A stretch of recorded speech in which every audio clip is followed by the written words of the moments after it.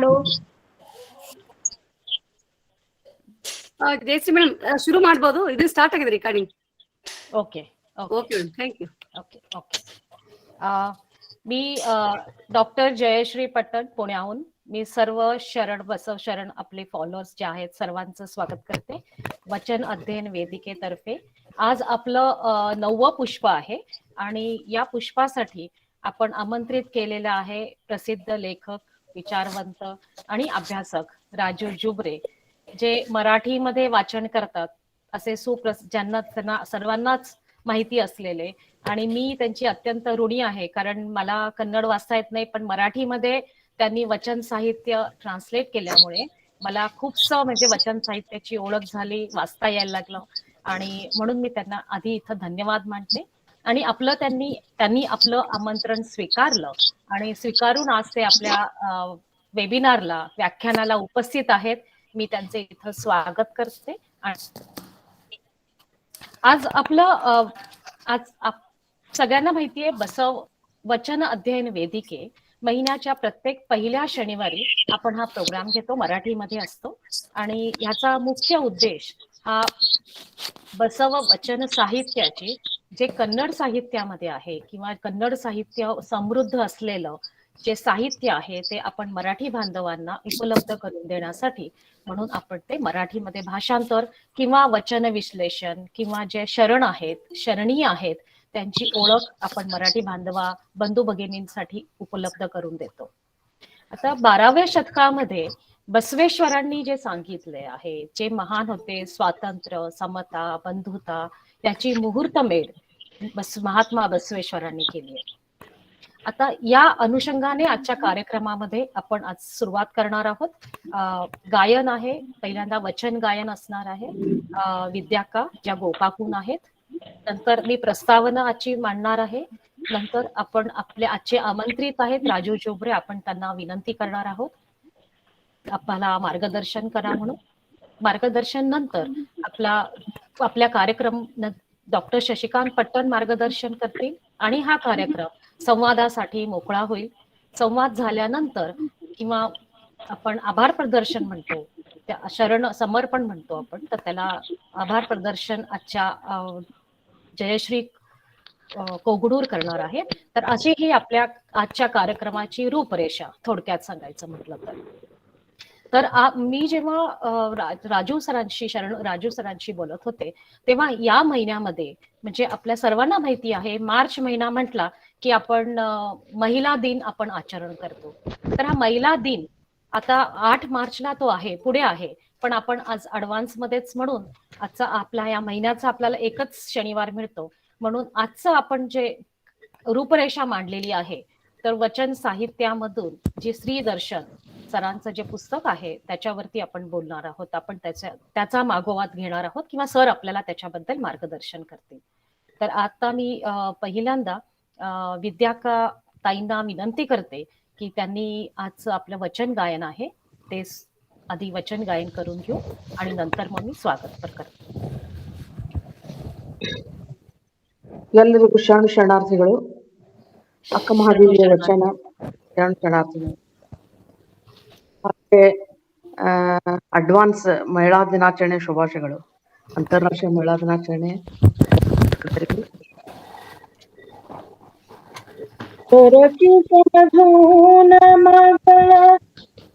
कष्ट द्यावे परकी समजून माझ ना कष्ट द्यावे काही केले तरी मी भिनारी नव्हे काही केले तरी मी भिनारी नव्हे परकी समजून माझ ना कष्ट द्यावे परकी समजून माझ ना कष्ट द्यावे काही केले तरी मी भिनारी नव्हे जगेन रे वाळला पाला खाऊन जगेन रे वाळला पाला खाऊन जगेन रे पाषाण शेजावर निजून जगेन रे पाषाणी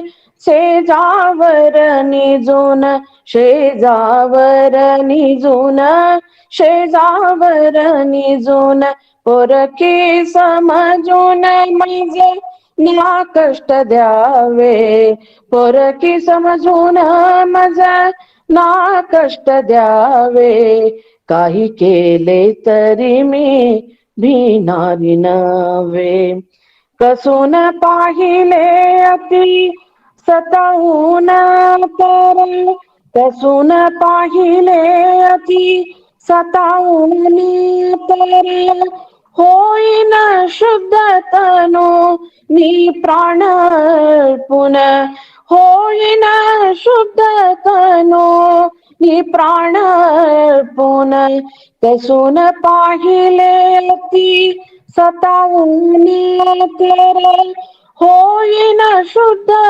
तनु मी प्राण अर्पुन तुम्हा ठाई चन्न मल्लिकार्जुन तुम्हा ठाई चन्न मल्लिकार्जुन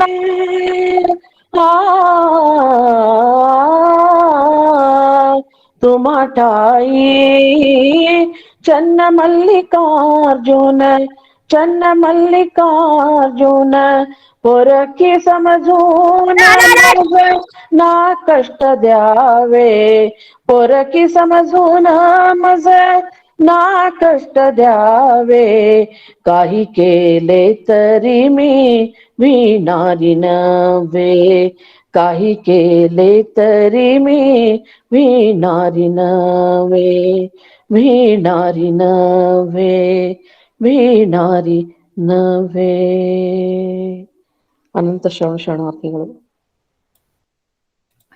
अतिशय सुरेख धन्यवाद विद्याका अतिशय सुरेख अक्क महादेवींचं अतिशय सुरेख वचन तुम्ही गायन केलंय अक्क महादेवींनी आपल्या सर्व शरणींचं नेतृत्व केलंय खंबीरपणा आत्मविश्वास आपण अक्क महादेवींकडून शिकला पाहिजे आणि मला कोणीही नाही आहे मला परकी समजू नका आणि मला कितीही त्रास झाला कष्ट झाले तर मी माझं अर्पण करीन मला सर्व या निसर्गाने सर्व दिलेलं आहे असं तिचं त्या वचना साध्या सुंदर वचनामधून म्हणणं आहे तर आपण महिला विशेष दिन म्हटलं किंवा आंतरराष्ट्रीय महिला दिन म्हणून हा आपण जर साजरा करतो तर महिला दिन म्हटला की आपल्या डोळ्यासमोर आधुनिक महिलातला म्हणजे इंदिरा गांधी येतात की ज्यांनी आपल्या भारताची अतिशय धूर्त आत्मनिर्भर असलेल्या धडाडी असं नेतृत्व केलं त्यांनी त्याच्यानंतर आहेत किरण बेदी ज्या पहिल्या IPS ऑफिसर झाल्या की ज्यांना घाबरून म्हणजे चोर दंगल करणारे सुद्धा त्यांना घाबरून होते म्हणजे तसा करारी स्वभाव होता नंतर आहेत मेधा पाटकर आहेत त्या नर्मदा बचावसाठी नर्मदा नदीसाठी त्यांनी आपलं आयुष्य त्यांनी पणाला लावले आणि त्यांना सतत लढा देत आहेत बऱ्याच आहेत कल्पना चावला आहेत ज्यांनी आपण नुसतं अंतरामध्ये आपण कल्पना शक्तीमध्ये असतो पण अंतराळ विरांगिणी आपण ज्याला म्हणतो की कल्पना आकाश सुद्धा तुम्हाला ध्येय आकाशाच्या बाहेर तुम्ही जाऊ शकता आपल्या तर ते कल्पना चावला उभे राहतात नंतर राणी चन्नामाने अतिशय धीरारीने नेतृत्व केलं आणि ब्रिटिश सरकार विरुद्ध तेव्हा त्यांनी लढा दिला राणी लक्ष्मीबाई आहेत अशा अनेक महान कर्तृत्ववान महिला आहेत की ज्यांना बघून आपण त्यांच्याकडून प्रेरणा घेतली पाहिजे तर या आपल्या आधुनिक म्हणता येईल आपल्याला आधुनिक काळातल्या आपण त्यांना पाहिलेलं आहे त्यांच्याबद्दल आपण ऐकलेलं आहे तर 900 वर्षापूर्वी जेव्हा बसवांनी ज्या स्त्रियांना म्हणजे ब्राह्मणेतर स्त्रियांना श्लोक किंवा वेद ऐकण्याचा लिहिण्याचा अभ्यास करण्याचा काहीही अधिकार नसताना त्यांच्याकडून त्यांनी वचनं लिहून घेतली त्यांना कायक दासोह आणि अनुभव मंडप या त्रिसूत्रीमध्ये त्यांना समानतेने पुरुषाच्या समानतेने त्यांना आणलं त्यांना चार चौघात उभं राहून विचारण्याचं धाडस त्यांना निर्माण केलं होतं ह्या पूर्ण म्हणजे स्वातंत्र्य समता आणि आत्मनिर्भर करण्याची मुहूर्तमेढ ही महात्मा बसवेश्वरांनी केली आहे हे आपल्याला सर्वांनाच आपण ज्ञात आहे आणि महात्मा बसवेश्वरांच्या आधी जे तत्वज्ञान सांगितले बरेचसे चिंतक होऊन गेले बरेचसे तत्वज्ञान समाजामध्ये आलेलं आहे तर त्या समाजाची, त्या शिकवणीची पुनरावृत्ती म्हणता येईल आपल्याला, किंवा त्याचं सर्व सार हे 12व्या शतकात होऊन गेलेला महात्मा बसवेश्वर आणि शरणादी यांच्या तत्वज्ञानामध्ये आहे. तर हे आपण म्हणू शकतो की जगाच्या इतिहासामध्ये जे सर्व चिंतक आंदोलनं झालेली आहेत त्याचं सार हे 12व्या शतकात झालेल्या कर्नाटकाच्या इतिहासामध्ये त्यांनी आपलं साहित्य समृद्ध केलं आणि जगाला मोठा इतिहास म्हणून दिला. पण एवढंच आपलं दुर्दैव झालं की हे सगळं साहित्य जे आहे हे फक्त कन्नड भाषेमध्ये असल्यामुळे कन्नडा भाषेच्या कारागृहात किंवा ते बंदिस्त राहिलं होतं. आणि गेल्या काही दशकांपासून जसे काही संस्था आहेत, महाराष्ट्र बसव परिषद आहे किंवा बसव समिती आहे, त्यांनी खूप श्रम घेतले. त्यांची त्या टीम, सगळ्यांचं नाव घेणं मला शक्य नाहीये, पण या पूर्ण टीमच्या मागे जे सर्वजण आहेत त्यांनी वचन साहित्य हे 18 भाषेमधून त्यांनी भाषांतरी केलेले आहेत. आणि आपल्याला बरेचसे लेखिकाही मला माहिती आहेत की शशिकला मडकी म्हणून ज्या सुप्रसिद्ध लेखिका आहेत त्यांचं पुस्तक माझ्यासमोर आहेत. राजू जुबरे सरांचं पुस्तक आहे, चनवीर दादांचं पुस्तक आहे की ज्यांनी भाषांतर करून मराठीमध्ये त्यांनी प्रयत्न केलेला आहे.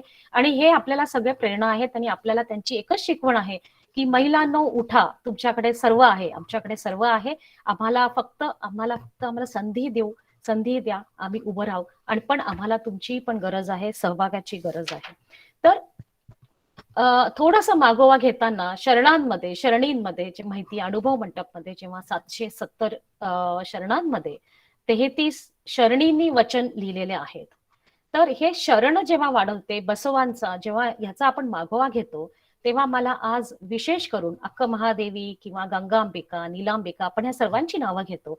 त्यांच्या बरोबर मला अक्क नागम्माचं मला विशेष आज योगदान आज थोडंसं 2 ओळी सांगायच्या वाटतात. कारण अक्क नागम्मा ह्या बसवेश्वरांच्या थोरल्या बहीण आणि त्यांचं शिवदत्त शरणबरोबर लग्न झालं होतं.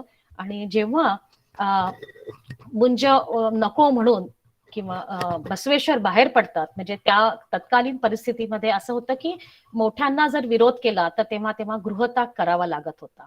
तर तेव्हा जेव्हा गृहत्याग करतात बसवेश्वर वयाच्या 8व्या-9व्या वर्षी, तेव्हा त्यांची बहीण अक्क नागम्मा सुद्धा कल्याणला येते, आपल्याला हे माहिती आहे. तिथं त्यांचं शिक्षण होतं. तर ह्या अक्क नागम्मा या शैव ब्राह्मण कुटुंबात असल्यामुळे त्यांचं वेद वाचन तेव्हाही त्यांनी वाचलं होतं. आणि मोठी बहीण ही माते समान असते असं म्हटलं जातं. म्हणजे बसवेश्वरांच्या जडणघडणीमध्ये विचार प्रवृत्ती करण्यासाठी त्यांना वेदामधले किंवा पुराणामधले सांगितलेल्या गोष्टी आणि आचरणातल्या गोष्टी असतील तर माझ्या मते त्या बहीण भावंडांचं खूप आतमध्ये त्यांचं सामंजस्य असेल, त्यांनी खूप विचार केला असेल. आणि अक्क नागम्मामुळे आणि त्यांना मडकी ताईंनी त्यांना एक नाव दिलंय, ते अतिशय उत्तम नाव आहे, त्यांनी विशेषण वापरलंय, क्रांती गंगोत्री म्हटलंय. म्हणजे आपण बसवांना आपण क्रांतिकारक म्हणतो, पण ही क्रांती बालवयामध्ये बाल मनामध्ये रिझवण्यासाठी जे संस्कार लागतात कदाचित ते संस्कार अक्क नागम्मांनी दिले असतील. आणि म्हणून त्यांना हे अतिशय विशेष नाव दिलंय. गंगोत्री म्हणजे उगमस्थान, गंगेचं जे उगमस्थान आहे त्याला आपण गंगोत्री म्हणतो.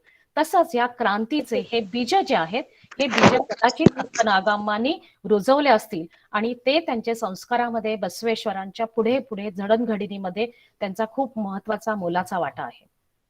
नंतर आपण पाहिलं की बसवेश्वरांबरोबर कल्याणला आले. नंतर म्हणजे पूर्ण ज्ञान दासोह असेल, अनुभव मंडप दासोह, या सर्व कारणीमध्ये अक्क नागम्मांनी अतिशय बाजू जी आहे ती आज अतिशय समर्थपणे पेलली त्यांची असं म्हणता येईल. आणि शेवटच्या म्हणजे क्रांती झाली हे आपल्याला सर्वांना माहिती आहे की शरण क्रांती झाली, येळेहोट्टे शिक्षा झाली होती. त्याच्यानंतर बिज्जळचे सैनिक आणि शरण यांच्यामध्ये जी अतिशय वाईट प्रकारची म्हणता येईल क्रांती झाली, त्याच्यामध्ये बरेचसे ताडपत्रीवर लिहिलेले जे वचन साहित्य होतं ते जाळण्यात आलं. तर ते तेव्हा बसवेश्वरांना हद्दपार केले, बसवेश्वर निघून गेले होते. पण ते सांभाळून शरण साहित्य हा जो मोला आहे, जो खजाना आहे समृद्धचा, तो सांभाळून त्यांनी चन्न बसवेश्वरांना घेऊन माडिवेळ मच्छांना जे शरण गणाचार होते त्यांना घेऊन ते उळवीकडे निघाले. म्हणजे त्यांनी ती जबाबदारी समर्थपणे पेलली आणि जाता जाता त्यांना अजून दुसरी शरणी आहेत आपल्या गुड्डापूरची दानम्मा, ज्यांनी त्यांना आश्रय दिलाय. म्हणजे आपण जेव्हा बघतो की बऱ्याच ठिकाणी ह्या सर्व स्त्री शरणी लोकांनी हे साहित्य म्हणता येईल आपल्याला सांभाळण्यासाठी, जतन करण्यासाठी खूप कष्ट घेतलेत. आणि उळवीला जाऊन जेव्हा बसवेश्वरांचं निधन झाल्याची वार्ता कळली, चन्न बसवेश्वर जे अक्क नागांबीचे मुलगे म्हणजे चिरंजीव होते, की आपण त्यांना शरणी म्हणतो, चक्रवर्ती शटस्थल चक्रवर्ती आपण त्यांना जे विशेषण दिलेलं आहे, त्यांच्याही निधनानंतर हे पूर्ण साहित्य त्यांनी सांभाळले समर्थपणे आणि उळवीला पोहोचवले. आणि जाता जाता जेव्हा त्यांना खरं खरं लढाई करावी लागली, तेव्हा त्यांनी हातात तलवार सुद्धा घेतली आहे. म्हणजे आपण म्हणतो की स्त्री हे जितकी ममता, कारुण्य याचं जे रूप आहे, त्याच्या बरोबरीने तिने तेवढंच धडाडीने त्याचं जतन केलेलं आहे. आणि म्हणून हे क्रांती गंगोत्री आपण ज्याला आपण म्हणतो अक्क नागामिका, त्याचं आज मी विशेष म्हणून आज त्यांचा उल्लेख केला माझ्या प्रस्ताविकेमध्ये. आणि यांच्या बरोबरीने आजच्या आधुनिक काळातल्या सावित्रीबाई फुले आहेत, की त्यांच्या स्मरणाशिवाय आपण हा दिवस साजराच करू शकत नाही. जसं बसवेश्वरांनी आणि महात्मा फुलेंनी आम्हाला संधी दिली, प्रोत्साहन दिलं, आणि सावित्रीबाईंनी जे कष्ट घेऊन आम्हाला या सर्व स्त्री जगताला शिक्षित करण्यासाठी आपलं आयुष्य घातलं, तर आपण सर्व स्त्री वर्ग त्यांचे ऋणी आहोत. आणि एवढं बोलून फक्त अजून एक सुंदरसं वचन, म्हणजे शिक्षित वर्गातील किंवा शरणींनी वचन करणं हे अवघड नाहीये, पण एक सत्याक्का म्हणून जी आहे, की जी झाडू करणारी होती, झाडलोट लावणारी होती मंडपमध्ये, तिने सुद्धा वचन केलेलं आहे. म्हणजे आज 21व्या शतकामध्ये जर मी माझ्या मावशी म्हणजे ज्या काम करणाऱ्या आहेत त्यांना विचारलं, तर त्यांना त्या म्हणतात मी शाळा शिकली पण मला लिहिता नाही येत. म्हणून म्हणजे तिचं वचन किती सुंदर वचन आहे. ती शरणी सत्याक्का म्हणते, अर्चना पूजन नित्यनेम नवे, मंत्र तंत्र नित्यनियम नवे, धूप दीपारती नित्यनियम नवे, परधन परस्त्री अन्य देवांना नतमस्तक नो होणेच, नित्यनेम पहा शंभू जक्केश्वरा. म्हणजे ती म्हणते नुसतं पूजा अर्चा करून मंत्रतंत्र म्हणून हा नित्यनियम नाहीये, परस्त्रीकडे वाईट दृष्टीने बघणंही हा नित्यनेम नाहीये. तर तुम्ही जे आचरणात आणणार आहात, आपले जे सत्वृत्ती जर आचरणात असाल, तर तोच नित्यनेम आहे, तीच परमेश्वराची खरी इच्छा आहे, असं आपल्याला सत्याक्का सांगते.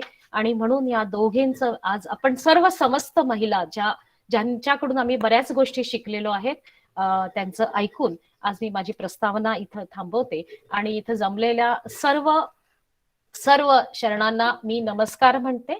आणि त्याच्या बरोबरीने आता आपण राजू जोबरे सरांची मी थोडक्यात ओळख करून देते.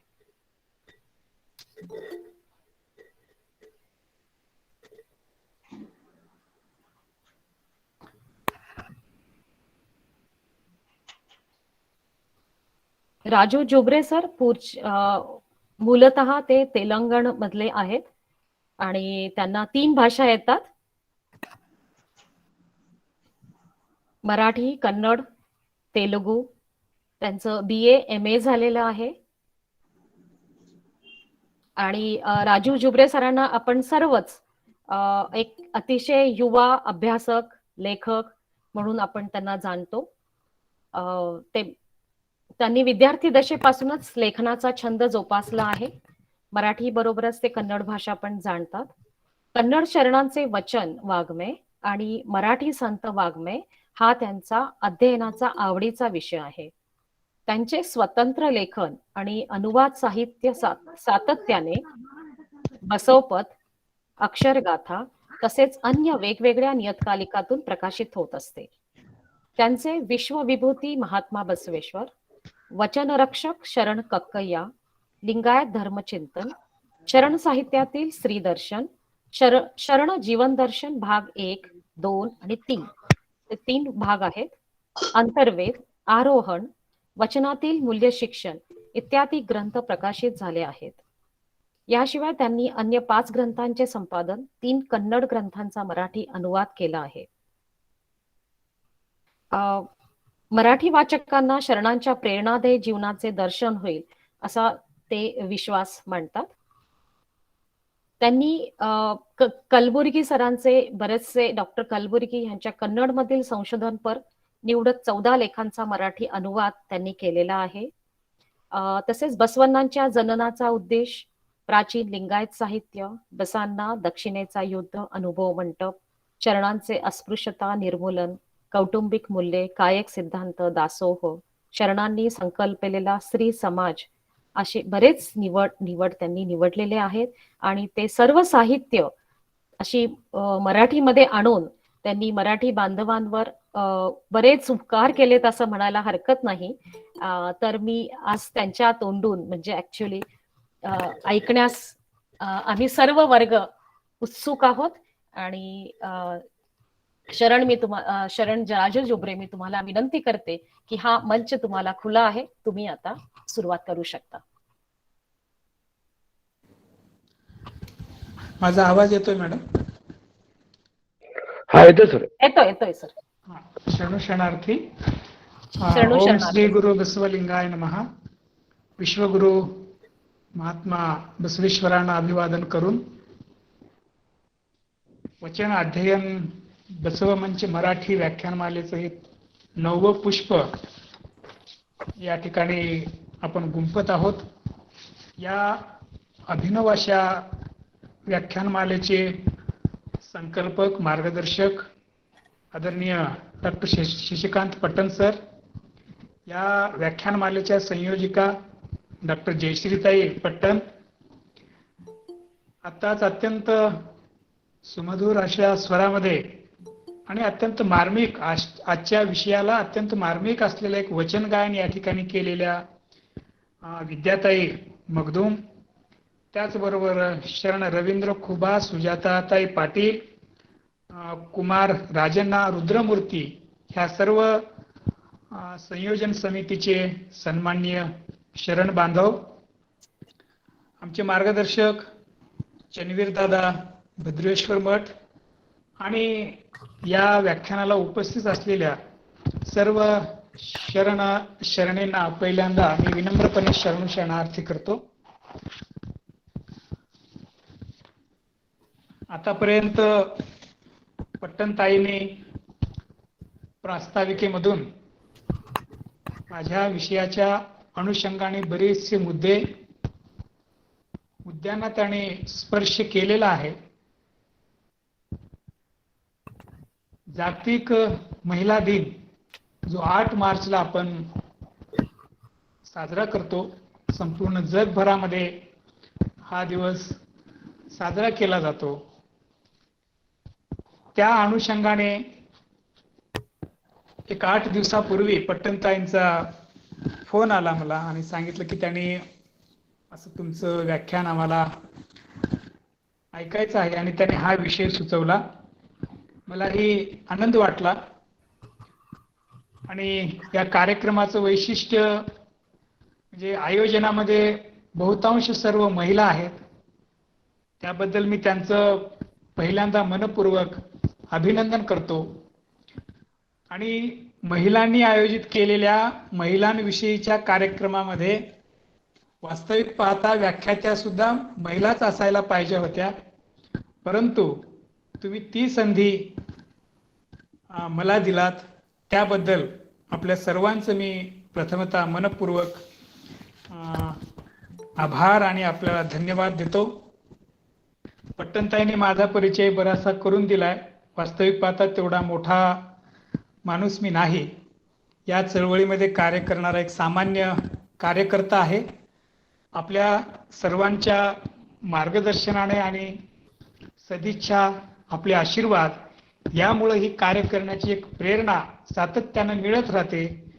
आणि बसव विचाराची पताका खांदी घेऊन आपल्या शक्य तेवढ्या लोकांपर्यंत हा विचार पोहोचवण्याच्या उद्देशाने हे कार्य मी हाती घेतलेलं आहे. या कार्याला महाराष्ट्र बसव परिषदेचे परमपूज्य डॉक्टर बसवलिंग पट्टदेवरू अप्पाजी असतील, कोल्हापूर बसवपत चे संपादक, माझे मार्गदर्शक आदरणीय बाळासाहेब पाटील सर असतील, अनेक आमचे संशोधक मित्रमंडळी आहेत, बिचेवार सर आहेत, भीमराव पाटील सर आहेत, चेनवीर सर आहेत, अशा अनेक शरणांच्या मांदी आळेमध्ये राहून जो अभ्यास, जे अध्ययन मला शरणांच्या वचनांचं झालं, ते आकलन मी आपल्या समोर या ठिकाणी मांडण्याचा प्रयत्न करणार आहे. वचन साहित्यातील स्त्री दर्शन असा विषय आपल्या समोर मांडण्याचा प्रयत्न मी आज करतोय. वास्तविक पाहता आपण या विषयाच्या अनुषंगानं बसवपूर्व काळातील परिस्थितीचा आढावा ज्यावेळेस घेतो, त्यावेळेस आपल्या असं लक्षात येईल की मध्ययुगीन जो कालखंड होता, त्या कालखंडामध्ये बहुजन समाज आणि विशेषतः स्त्रिया यांचं जीवनमान अत्यंत खालच्या प्रकारचं, म्हणजे अत्यंत त्याची पातळी किंवा कुठलंही स्वातंत्र्य स्त्रियांना नव्हतं, अशा प्रकारची व्यवस्था मध्ययुगीन कालखंडामध्ये निर्माण झाली होती. ज्यावेळेस इतिहास म्हणून आपण प्राचीन भारताच्या इतिहासाकडं पाहू, त्यावेळेस काही नावं आपल्याला दिसून येतात. गार्गी मैत्री अशी जी काही एक 2-4 नावं पुन्हा पुन्हा आपल्याला सांगितली जातात आणि ती नावं समोर करून स्त्री स्वातंत्र्याचा विचार आमच्याही परंपरेनं, बाकीच्याने माईक अनम्यूट करावा, 2 मिनिट, आवाज येतोय, 2 मला मिनिट. बोलता येणार नाही. मेलोगी 2 मिनिट. ऍडमिन जो होस्ट है ना त्याला बंद कर. हा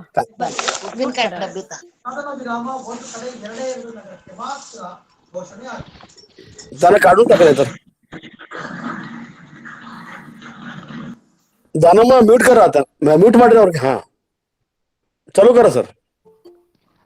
ज्यावेळेस प्राचीन काळाचा इतिहास, विशेषतः प्राचीन भारताचा इतिहासाचा अभ्यास आपण करतो, सिंधू संस्कृती ही सगळ्यात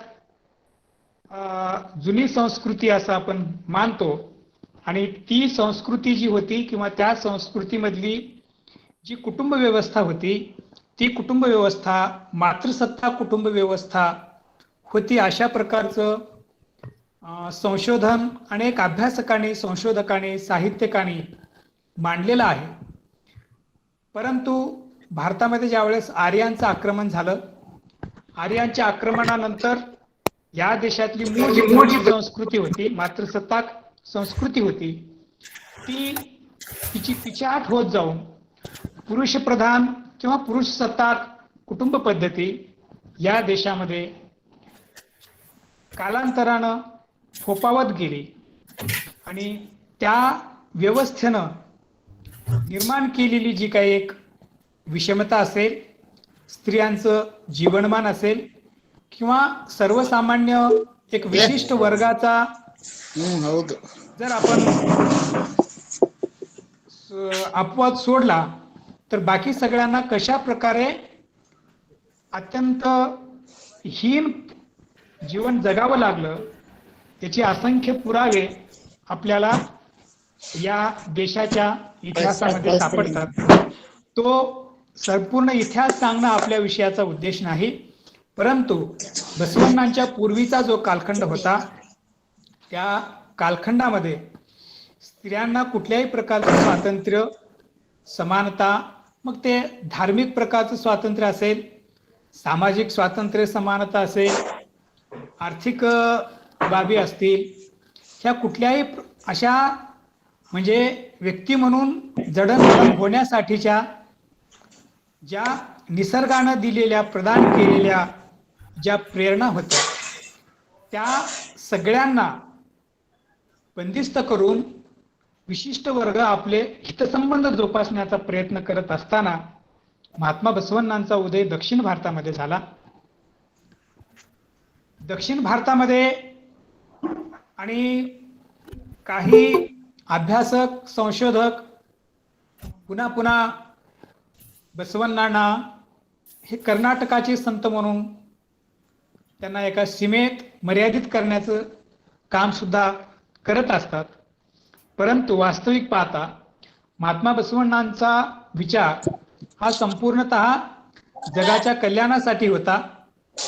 सकळ जीवात्म्यांच्या कल्याणाचा विचारच महात्मा बसवण्णांनी आपल्या कृतीतून त्यांनी मांडला होता.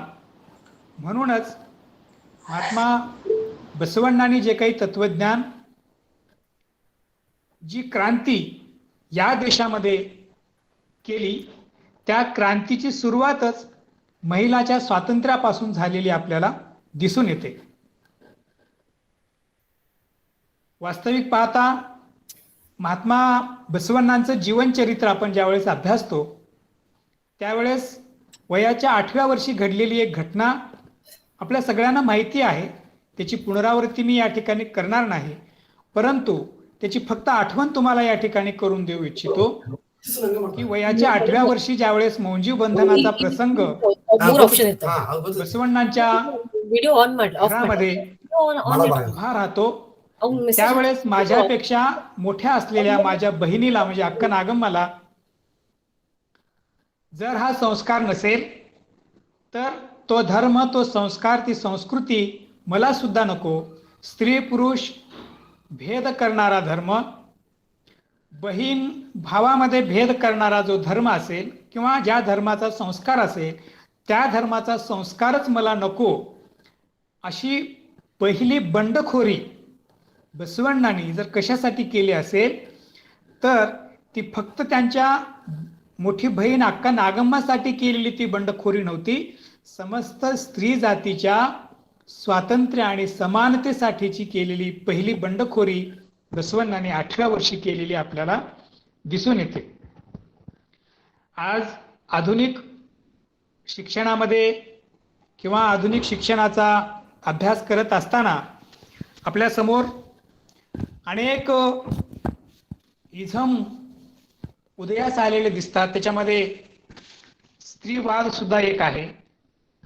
या स्त्रीवादाच्या अनुषंगानं ज्यावेळेस आपण अभ्यास करतो ते आपण महाविद्यालयामध्ये जो अभ्यासक्रम आहे त्या दृष्टीने जर पाहिलं तर त्याची पाळंमुळं कुठंतरी आपल्याला पाश्चात्य अभ्यासक संशोधकांच्या साहित्यामध्ये शोधत गेलेले दिसून येतात. परंतु ज्यावेळेस आपण बसवादी शरणांच्या साहित्याचा, वचन साहित्याचा अभ्यास करतो तर भारतीय स्त्रीवादाची पाळंमुळं ही खऱ्या अर्थानं बसवादी शरणांच्या वचन साहित्यामध्ये दडलेली आपल्याला दिसून येतात. त्याचाच एक आढावा आपण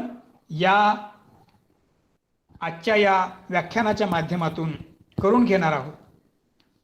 बसवादी शरणांनी अनुभव मंटपाच्या माध्यमातून जे साहित्य निर्माण केलं त्याला आपण वचन साहित्य म्हणतो. वचन साहित्याच्या व्याख्या, त्याचे स्वरूप, ती संकल्पना हे एक या व्याख्यानामध्ये त्याची सांगण्याची आवश्यकता नाही. आपल्या सर्वांना ते वचन साहित्याचं एक ढाचा, तो एक आलेख आपल्या सगळ्यांच्या नजरेसमोर आहे. त्याच्यामुळं त्याच्यामध्ये वेळ न घालवता वचन साहित्य हे खऱ्या अर्थानं एक जीवनमूल्याची खाण असलेली आपल्याला दिसून येते. ही जी काही जीवनमूल्य वचन साहित्यामधून शरणांनी मांडली आहेत ती जीवनमूल्य या प्रत्येक जीवाच्या ठायी असलेला जो एक न्यूनतम भाव आहे किंवा प्राकृतिक जे स्तर, जन्मतः जे काही वासना अंश आपल्यामध्ये दडलेले असतात त्याचं रूपांतर विवेकामध्ये करण्याची जी एक उत्क्रांत होणारी जी प्रक्रिया आहे ती प्रक्रिया शरणांनी आपल्या वचन साहित्यातून सुरू केलेली आपल्याला दिसून येते. आपण पाहतो की जन्माला येणाऱ्या प्रत्येक जीवाच्या ठायी आहार, निद्रा, भय आणि मैथून ह्या नैसर्गिक प्रेरणा सारख्याच असतात. परंतु या प्राकृतिक स्तरावरून उच्चतम अशा सांस्कृतिक स्तरावर उत्क्रांत होण्यासाठी जे सहाय्यभूत ठरतात त्यांना आपण खऱ्या अर्थानं जीवनमूल्य म्हणतो. आणि अशी असंख्य जीवनमूल्य वचन साहित्यामध्ये आपल्याला दिसून येतात. विशेषतः समतेचं जीवन मूल्य असेल, स्वातंत्र्याचं जीवन मूल्य आहे, सत्य, अहिंसा, श्रमप्रतिष्ठा, विश्वबंधुत्व, दासोह, कायक, ही सगळी जीवनमूल्यच वचन साहित्य आपल्याला जगण्याला एक नवी दिशा देतात. या सर्वांमध्ये अत्यंत महत्त्वाचं आणि सर्वोत्तम जीवनमूल्य जर कोणतं असेल तर ते स्त्री पुरुष समानतेचं एक महत्त्वाचं जीवनमूल्य, लिंगभाव संवेदना ज्याला आपण म्हणू, स्त्री पुरुष समानता म्हणू, हे एक महत्त्वाचं जीवनमूल्य बसवादी शरणांनी आपल्या वचन साहित्यातून मांडलेलं आपल्याला दिसून येतं.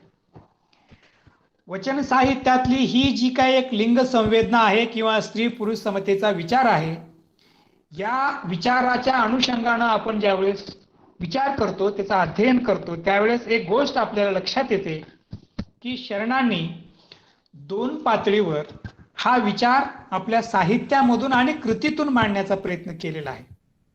Doctor M.M. कलबुर्गींनी तो विचार आपल्या समोर मांडला आणि त्यांनी सांगितलं की शरणांचा स्त्री पुरुष समतेचा जो विचार आहे तो विचार प्रापंचिक स्तरावरून आणि पारमार्थिक अशा दोन्ही पातळीवर बसवादी शरणांनी हा विचार आपल्या समोर मांडलेला दिसून येतो. त्याचा अभ्यास आपण या माध्यमातून, व्याख्यानाच्या माध्यमातून आज करणारच आहोत. ज्यावेळेस स्त्री जीवनाचा आपण अभ्यास करतो तेव्हा स्त्रियांविषयीच्या अनेक संकल्पना किंवा स्त्रियांविषयी धर्मग्रंथांनी असेल, अनेक महापुरुषांनी सांगितलेले विचार ज्यावेळेस आपण वाचतो, ऐकतो, त्यावेळेस बहुतांश भारतीय, काही अपवाद जर सोडल्या, बहुतांश भारतीय अनेक जे विचारवंत असतील, धर्मसंस्थापक असतील, धर्मवेत्ते असतील, तत्ववेत्ते असतील, या सर्वांनीच स्त्रिया संबंधीची दुय्यम भूमिका घेतलेली आपल्याला दिसून येते. मग ते अनेक उदाहरणं त्याची आपल्याला सांगता येतात.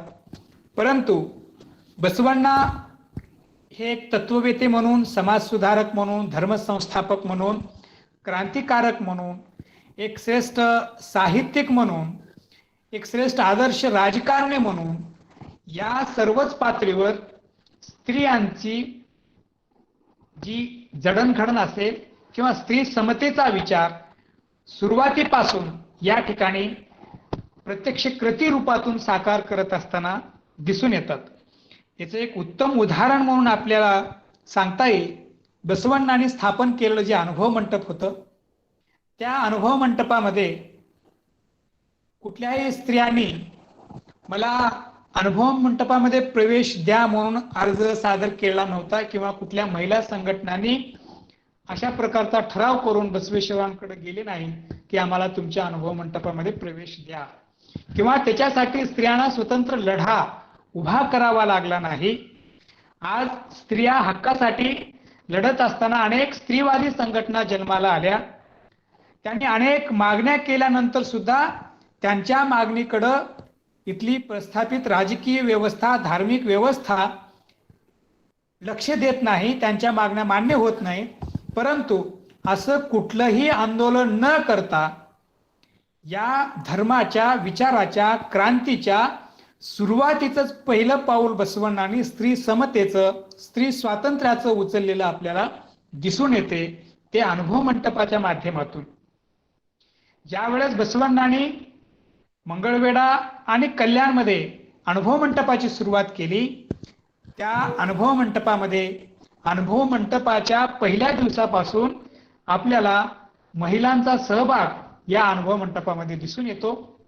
त्याच्याही पुढची आणखी एक महत्वाची घटना आपल्याला या ठिकाणी मी सांगू इच्छितो.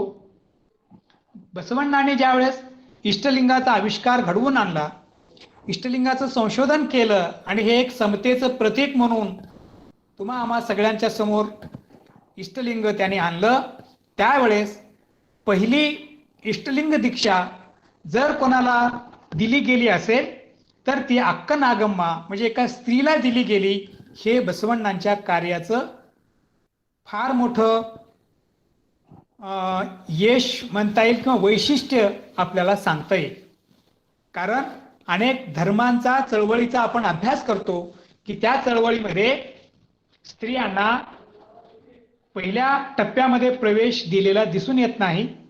त्याची अनेक कारणंही तत्कालीन असतील, परंतु पुरुष जेवढा महत्वाचा आहे या सृष्टी तलामध्ये, तेवढी शक्ती अर्ध जग म्हणजे स्त्रियांचं जग आहे, ही भूमिका ज्यांना मान्य होती, तो विचार महात्मा बसवण्णांनी कृती रूपामध्ये आपल्या अनुभव मंटपाच्या माध्यमातून या ठिकाणी मांडलेला दिसून येतो.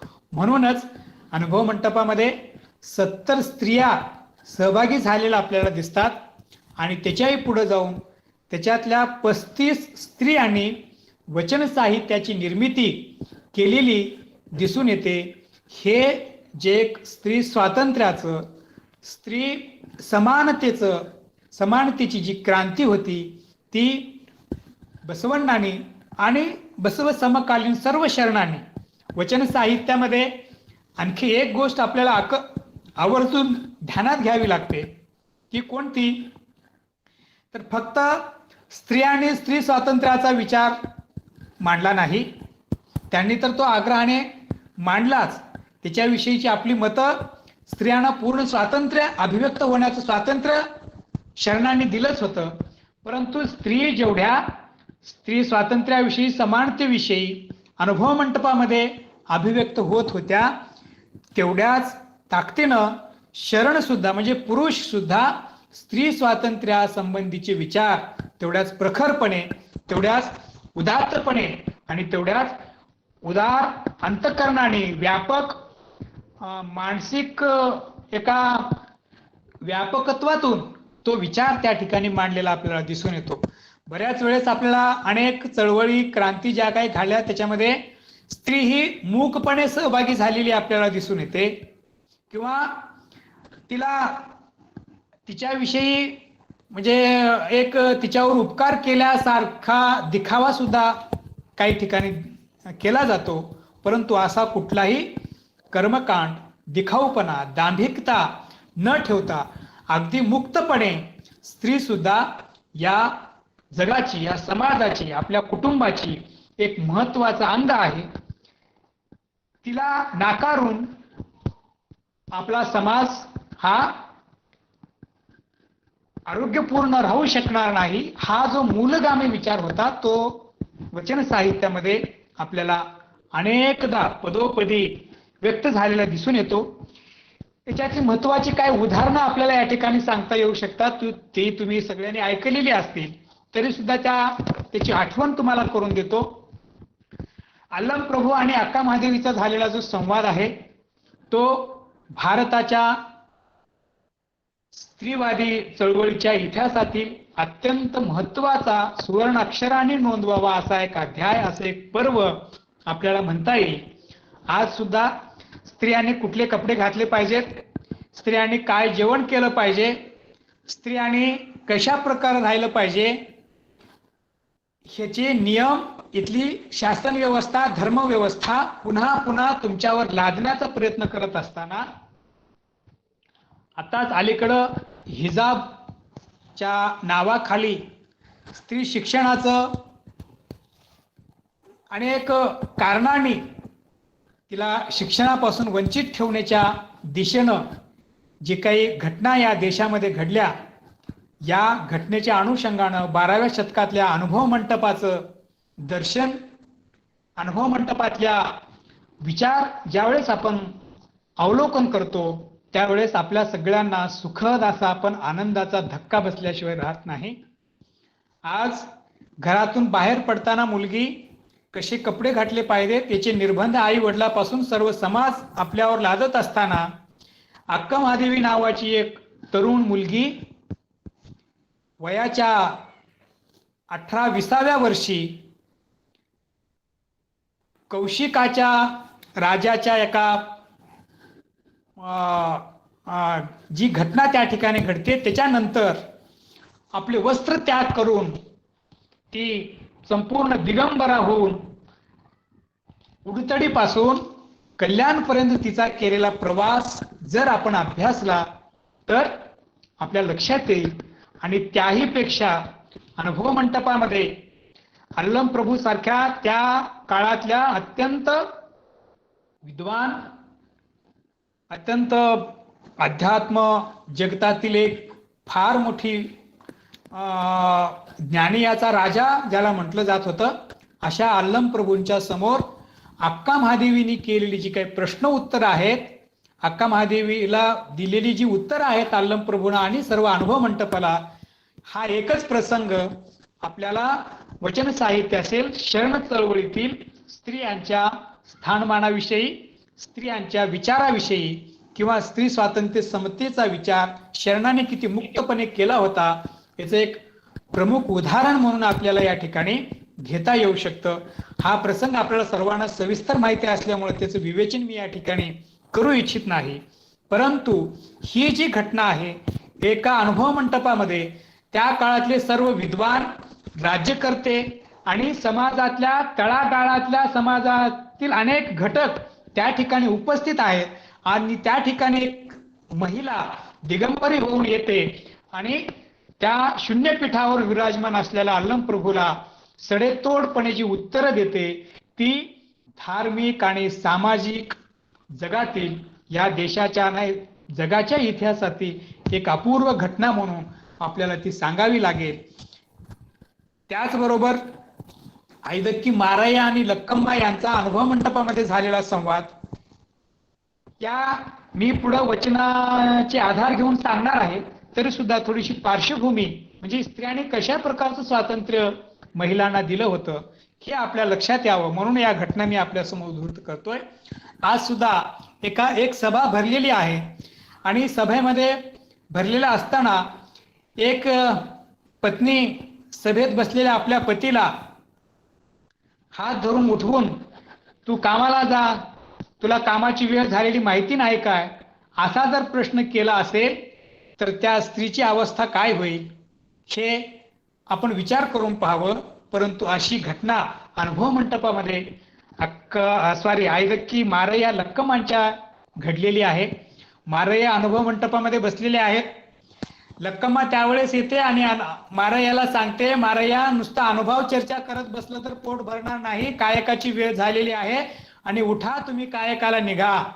हा जो अधिकार लक्कम्माला मारय्याने दिला होता, तो अधिकार किंवा स्त्रिया सुद्धा आपल्याला मार्गदर्शन करू शकतात, आपली गुरु होऊ शकते, हा जो विचार आहे तो विचार या वचन साहित्यातील अत्यंत मूलगामी स्वरूपाचा आणि स्त्री स्वातंत्र्याचा विचार करणारा अत्यंत महत्वाचा विचार आहे असं आपल्याला या ठिकाणी सांगता येईल.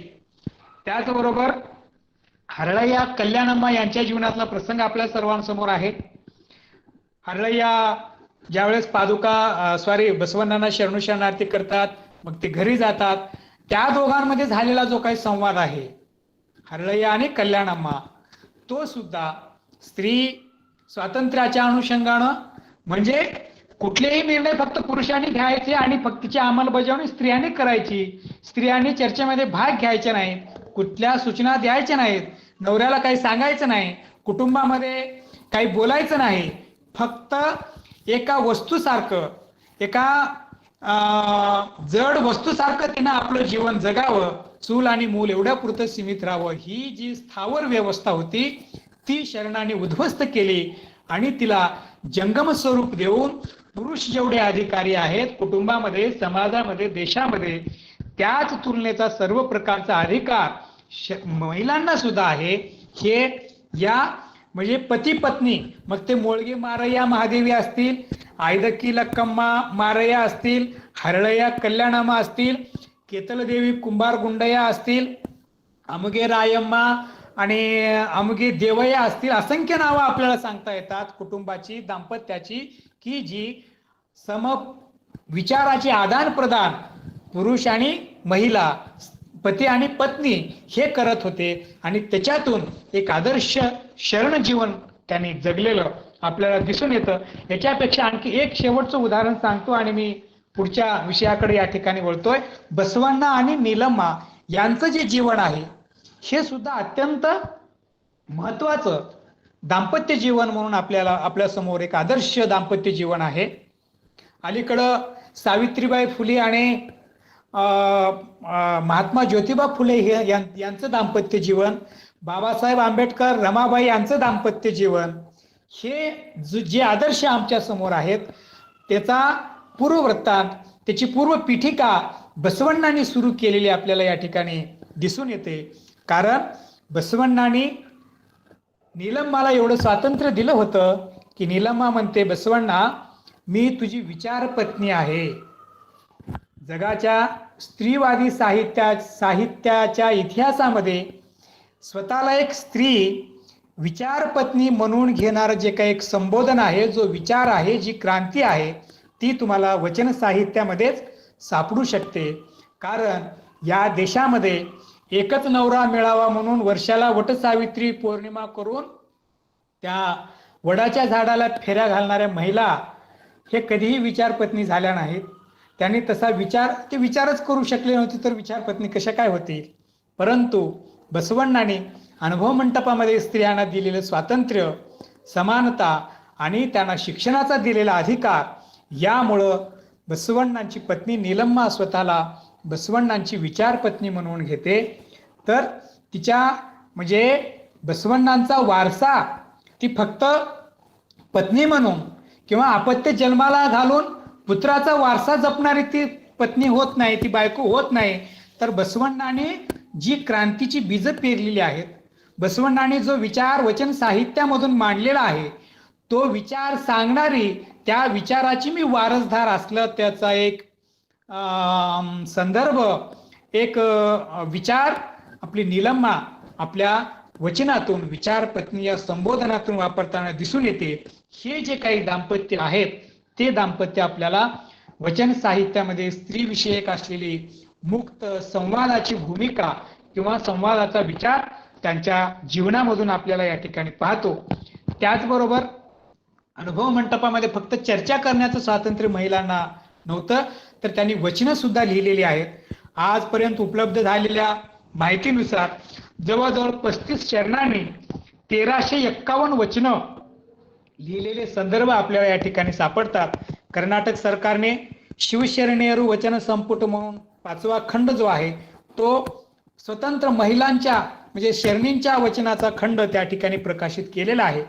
अलीकडं डॉक्टर वीरण्णा दंडे यांनी असं एक संशोधन विचार पुढे आणलेला आहे की फक्त 70 स्त्रियाच अनुभव मंटपामध्ये सहभागी नव्हत्या किंवा 35 स्त्रियांनीच वचनं लिहिलीत अशी नाही, तर जवळजवळ ती संख्या 200 ते 300च्या आसपास जाऊ शकते अशी यादी डॉक्टर वीरण्णा दंडे आणि जयश्री दंडे यांनी केलेली आहे.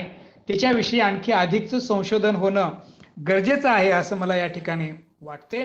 त्या दृष्टीने ज्यावेळेस मग अनुभव मंटपामध्ये सगळेजण एकत्र बसले आणि मग हे सगळेजण वचनं लिहू लागले, महिलांना शिक्षण देण्याचं काम आमची अक्का नागम्मा, नीलांबिका, गंगांबिका या सगळ्या महिलांनी केलं.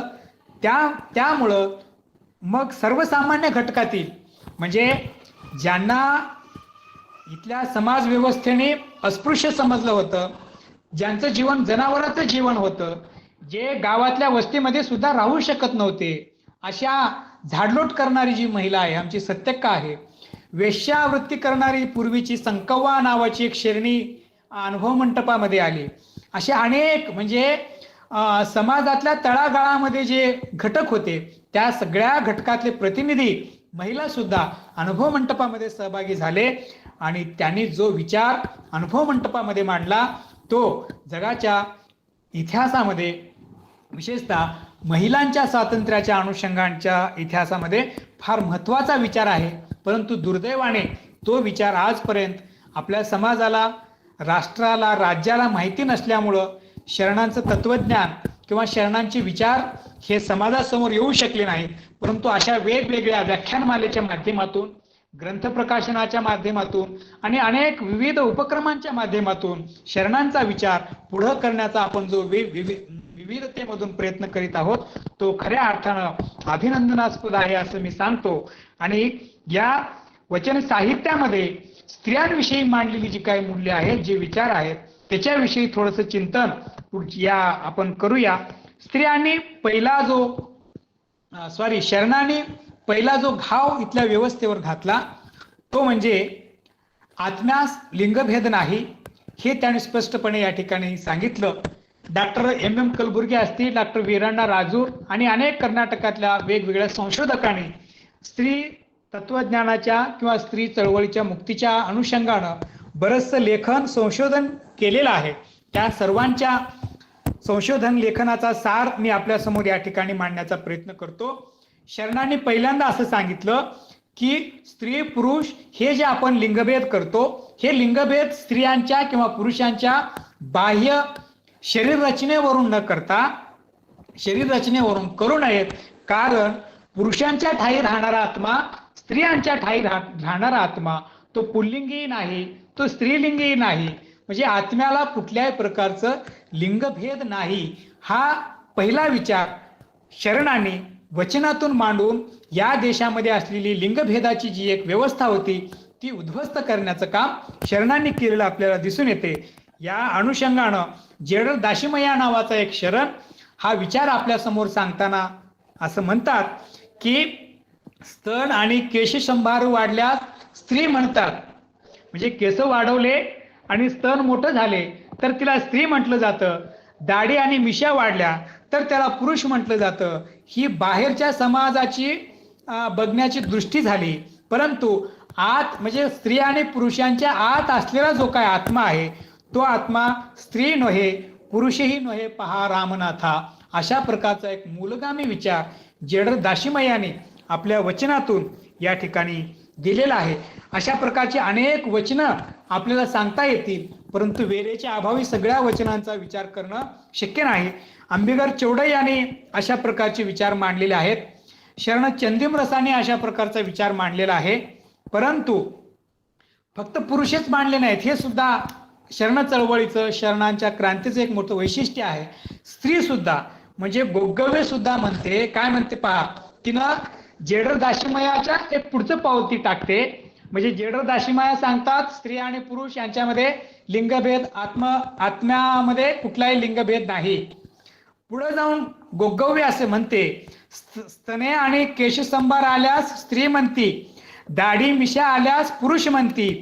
या दोन्हींचे ज्ञान स्त्री की पुरुष सांगा नास्तिनाथा. अशा प्रकारचं प्रश्नचिन्ह गोगवे या ठिकाणी उभा करते.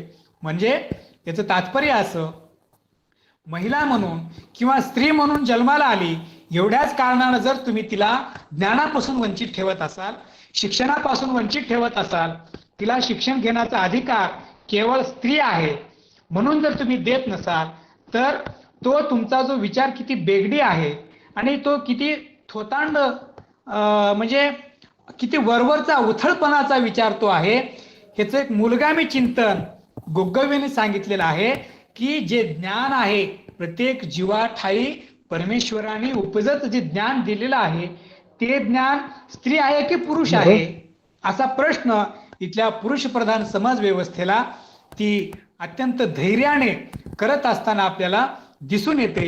ही सुद्धा एक फार मोठी बंडखोरी शरणांनी आणि शरणींनी आपल्या वचनातून केलेली दिसून येते.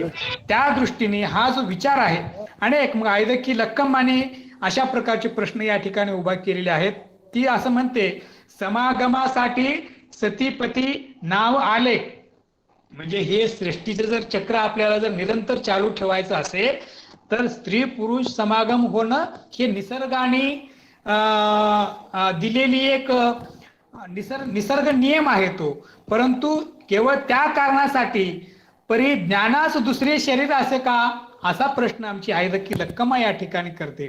म्हणजे सृष्टीचं चक्र पुढे चालवण्यासाठी समागमासाठी म्हणून पती पत्नी स्त्री पुरुष हे नाव जरी आलेले असले, परंतु हे जे ज्ञान आहे ते ज्ञान प्राप्त करण्यासाठी स्त्री पुरुष याच्याशिवाय दुसरं शरीर आहे का, नाही. म्हणजे केवळ मनुष्य जीवनालाच ज्ञान प्राप्ती करण्याचा, विचार करण्याचा अधिकार निसर्गानं दिलेला असताना केवळ स्त्री म्हणून तुम्ही स्त्रियांचा ज्ञानाचा अधिकार नाकारू शकत नाही, हा विचार लक्कम्मा आपल्या वचनातून या ठिकाणी सांगते. अनेक वचनं त्या अनुषंगाने भरपूर वचनं आहेत, परंतु एकाच विषयावर आपण बोलत राहिल तर पुढचे अनेक मुद्दे आपले अपुरे राहतील, म्हणून तो विषय मी पुढं सरकवण्याचा प्रयत्न करतोय. पहिला जो विचार होता की स्त्रीमध्ये पुरुषामध्ये आत्म्यामध्ये लिंगभेद नाही, ज्ञानामध्ये लिंगभेद नाही, हा विचार सांगितल्यानंतर पुढं शरणांनी असा एक स्पष्टपणे निर्वाळा दिलेला आहे की स्त्री ही माया नाही. कारण या देशातले जे धर्म होते, धर्मव्यवस्था, धर्मपंडित, धर्मग्रंथ पुन्हा पुन्हा इथल्या स्त्रियांना, इथल्या बहुजन समाजाला असं सांगत आले होते की स्त्री म्हणजे माया आहे, स्त्री म्हणजे एक राक्षसीण आहे, स्त्री ही मोक्ष मार्गातली, अध्यात्मातली, परमार्थातली फार मोठी धोंड आहे, ती अडचण आहे. ती स्त्री म्हणून जन्माला आल्यानंतर तिला मुक्ती मिळणं साध्यच नाही. स्त्रीने जर शिक्षण घेतलं तर पुढच्या म्हणजे नवऱ्याच्या ह्याच्यामध्ये किडे पडतील, अशा अनेक प्रकारच्या अवास्तव भयानक अशा प्रकारच्या समजुती धर्मग्रंथांमध्ये, पुराणांमधून, चरित्रांमधून या समाजामध्ये घालण्याचं काम, इथल्या समाज व्यवस्थेमध्ये रुजवण्याचं काम प्रस्थापित व्यवस्थेनं केलेलं होतं. अशा वेळेस शरणाने स्पष्टपणे निर्वाळा दिला की स्त्री ही माया होऊ शकत नाही. तर खरी जर माया काय असेल तर प्रत्येकाच्या मनामध्ये जी आशा आहे ती आशा म्हणजेच खरी माया आहे, स्त्री ही माया नाही. मग त्याच्याविषयी शिवयोगी सिद्धरामेश्वर असतील, चन्नबसवण्ण असतील आणि अनेक वचनं त्या अनुषंगाने दिली, सांगितली. आणि सिद्धरामेश्वरा तर असं म्हणतात, कांचन माया म्हणती कांचन माया नव्हे. म्हणजे बघा, आपण नेहमी काय म्हणतो की सोनं नाणं म्हणजे पण आपल्या समोर पसरवलेलं माया आहे. शरणाने त्याला उत्तर दिलेलं आहे, सोनं नाणं कांचन म्हणजे माया नाही. कामिनी माया म्हणती, कामिनी माया नव्हे. कामिनी म्हणजे आपली बायको, पत्नी, तिला आपण माया ठरवून धार्मिक स्वातंत्र्यापासून, समानतेपासून, सामाजिक समानतेपासून तिला दुरावण्याचा प्रयत्न करतो. पण मूळ माया म्हणजे आपली पत्नी किंवा स्त्री नव्हे. जमीन म्हणजे प्रॉपर्टी असेल, जमीन असेल, आणखी काही असतील स्थावर मालमत्ता, ती म्हणजे माया असं समजतो, ती सुद्धा माया नव्हे. मग अल्लम प्रभू सांगतात, मनासमोरील आशाच खरी माया आहे. अशा प्रकारचं निर्वाळा त्याने देऊन स्त्रियांना माया म्हणून हिनवण्याचं किंवा माया म्हणून अनेक अधिकारापासून वंचित ठेवण्याचं जे काम केलं होतं त्याला शरणाने अशा प्रकारची उत्तर दिलं. आणि या व्यवस्थेपासून, मायावी व्यवस्थेपासून स्त्रियांची मुक्तता करण्याचं काम शरणाने या ठिकाणी केलेलं आहे. त्याच्यानंतर पुढचा मुद्दा आपल्याला सांगता येतो की स्त्रियांना अस्पृश्य समजलेला आहे, क्षुद्र समजलेला आहे. कारण नैसर्गिक दृष्ट्या तिला जी काही एक मासिक पाळी येते त्या काळा म्हणजे तो मासिक पाळीचाच एक निमित्त त्याने केलं. आणि ती मासिक पाळी येत असल्यामुळं स्त्री ही अस्पृश्य आहे, स्त्री ही क्षुद्र आहे, तिला कुठल्याही प्रकारचं धार्मिक स्वातंत्र्य, पूजा अर्चा करण्याचं स्वातंत्र्य नाही. अशा प्रकारची बंधनं स्त्रियांवर घातली गेली. परंतु शरणाने सांगितलं की स्त्रियांना कुठल्याही प्रकारची सूतक नाहीत. वास्तविक पाहता शरणाने 5ही सूतक नाकारलेले आहेत. जनन सूतक असेल, मरण सूतक असेल, जातीचं सूतक असेल, उच्चिष्ट सूतक असेल आणि त्याचबरोबर रजस्वला म्हणून जे म्हणतो आपण मासिक पाळीचं सूतक, ते सूतक शरणाने नाकारलेलं आहे. म्हणूनच आज लिंगायत स्त्री मासिक पाळीच्या काळामध्ये सुद्धा इष्टलिंग पूजा करत असताना तुम्हाला दिसून येते. तुम्ही ज्यावेळेस दुसऱ्या धर्माचा विचार कराल त्यावेळेस मासिक पाळीमध्ये घराच्या बाहेर बसवणं, देवघरामध्ये येऊ न देणं, कुठलेही धार्मिक संस्कार, कुठलीही धार्मिक पूजा अर्चा न करणं, ह्या सगळ्या पद्धती फक्त ती रजस्वला होते म्हणून, मासिक पाळी तिला येते म्हणून या सगळ्यांपासून दूर ठेवण्याचं काम इथल्या धर्मव्यवस्थेनं केलेलं आहे. वास्तविक पाहता स्त्रीला जर मासिक पाळी आलीच नाही तर प्रजनोत्पत्ती म्हणजे पुत्रप्राप्तीच होऊ शकत नाही. निसर्गाचा एवढा असा नियम असताना सुद्धा आपण कुठल्या तरी पुरुषी अहंकारानं, पुरुषी सत्ताक मनोवृत्तीनं स्त्रियांना डावलण्याचा जो प्रयत्न केला होता तो शरणाने अशा प्रकारे धुडकावलेला आपल्याला दिसून येतो. त्याच्या पुढे जाऊन चन्नबसवण्णा असं म्हणतात, जर एखादे गुरु तुमच्या घरामध्ये आले आणि त्या काळामध्ये स्त्री तिला जर मासिक पाळी आलेली असेल आणि तिनं जर स्वयंपाक केला असेल, तो स्वयंपाक गुरुने अत्यंत आदरानं स्वीकारला पाहिजे. कारण इष्टलिंग धारण केल्यानंतर तिला सुतक नाही, याचा अर्थ ती अस्पृश्य होत नाही, क्षुद्र होत नाही, ती भवी ठरत नाही, तर ती भक्तानं केलेला प्रसाद आहे. म्हणून तो प्रसाद आपण सर्वांनी स्वीकारला पाहिजे. एवढी क्रांतिकारी भूमिका चन्नबसवण्णांनी आपल्या वचनामधून घेतलेली आपल्याला दिसून येते. त्याच्याही पुढे जाऊन स्त्री ही प्रत्यक्ष देवता म्हणून शरणांनी विचार मांडलेले आहेत. मग या सुतकापासून, मायापासून, स्त्री अस्पृश्यतेपासून तिची मुक्तता केल्यानंतर तिला वैदिक धर्मामध्ये नेहमी असं म्हटलं जात होतं, यत्र नारी अस्तु पूज्यते तत्र रमन्ते देवता. जिथं स्त्रियांचा आदर सत्कार केला जातो तिथं देवतांचा वास असतो असं म्हटलं जात होतं. परंतु वास्तवामध्ये हे चित्र तुम्हाला कुठेही बघायला मिळत नव्हतं. फक्त धर्मग्रंथामध्ये कुठल्या तरी एका संदर्भाने एक विचार आला आणि तो पुन्हा पुन्हा सांगून स्त्रीविषयक फार उदात्त भूमिका आमची आहे अशा प्रकारचे विचार पुन्हा पुन्हा मांडण्याचे प्रयत्न इथल्या पुरुषप्रधान धर्मव्यवस्थेनं, समाज व्यवस्थेनं केलेलं असले तरी सुद्धा हे एक प्रकारचं जे थोतांड इथल्या धर्मव्यवस्थेनं माजवलं होतं त्याला उत्तर म्हणून बसवादी शरणांनी स्त्री माया नाही, अस्पृश्य नाही, क्षुद्र नाही, अस्पृश्य नाही हे सांगून तिला मुक्त करण्याचं काम या ठिकाणी केलं. आणि स्त्री ही प्रत्यक्ष देवता असले त्याचं एक उदाहरण आपल्याला शिवयोगी सिद्धरामेश्वरांच्या वचनामध्ये सापडते. अनेक शरणींनी सुद्धा त्याच्याविषयी वचनं या ठिकाणी लिहिलेली आहेत. अक्कनागम असेल, नीलांबिका, गंगांबिका या सगळ्यांनी याविषयीचा विचार या ठिकाणी मांडलेला आहे. त्याचबरोबर स्वतःच्या स्त्रीच्या सोबतच परस्त्रीच्या अनुषंगाने सुद्धा महत्वाचा विचार शरणांनी आपल्या समोर मांडलेला आहे. ते म्हणतात, आपली स्त्री ही प्रत्यक्ष देवता आहेच, परंतु परस्त्री ही पार्वती समान आपण मानली पाहिजे. म्हणजे समाजाचं चारित्र्य, सार्वजनिक जीवनामध्ये जी नैतिकता आपण बाळगायला पाहिजे. जे नैतिक चारित्र्य संपन्न सार्वजनिक जीवन, राष्ट्र, समाज आपल्याला निर्माण करायचं आहे, ते जर करायचं असेल तर आपल्याला परस्त्रीच्या अनुषंगाने जो आदर करायला पाहिजे हा सुद्धा विचार या ठिकाणी वचन साहित्यामध्ये अनेक शरणांच्या वचनातून व्यक्त झालेला दिसून येतो. विशेषतः बसवण्णांनी सांगितलेलं आहे, जिद्द असावी शरणास परस्त्री नको अशी, परस्त्री परधन नावाच्या यज्ञविधीस घाबरतो मी. अशी अनेक वचनं बसवण्णाच म्हणतात की सरसर त्या सापास भीत नाही मी, ह्याला भीत नाही, पण परस्त्रीला मात्र मी घाबरतो. अशा प्रकारचे विचार त्यांनी सांगितलेले आहेत. शरणी सप्तक्या म्हणते, बसवण्णा म्हणतात, शिवलेख मंचन्ना शरणांनी सांगितलेला आहे. चन्नबसवण्णा, सिद्धरामेश्वर, जेडर दाशिमय्या, सोडळ बाचरस अशा अनेक शरणांची वचनं तुम्हाला मी सांगता येतील. त्याच्याही पुढे जाऊन काही शरणांनी हे जे एक मूल्य जे आहे स्त्री परस्त्रीचं, ते त्याला चारित्र्य याच्याशी जोडलं आणि त्यांना सांगितलं, परधन, परस्त्री, परदैवास लाचार न होणेच खरे व्रत होय. हा एक महत्वाचा वैज्ञानिक विचार शरणीने आपल्याला सांगितलेला आहे.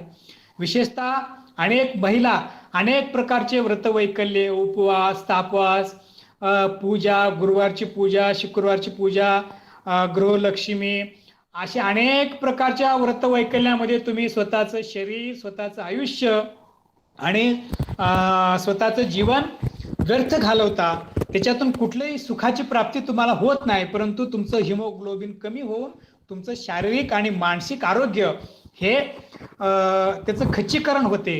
परंतु शरणांनी असं सांगितलं, खरं व्रत, खरं नियम कोणता असेल, खरं सील तुम्ही कोणतं पाळलं पाहिजे, तर परस्त्री, परधन आणि परदैव याची उपासना न करणे म्हणजेच खरं व्रत आहे. तेच खरं म्हणजे स्त्रियाच्या अनुषंगाने आपल्याला परपुरुष, परधन, परदैव असं अर्थ म्हणजे लावता येईल.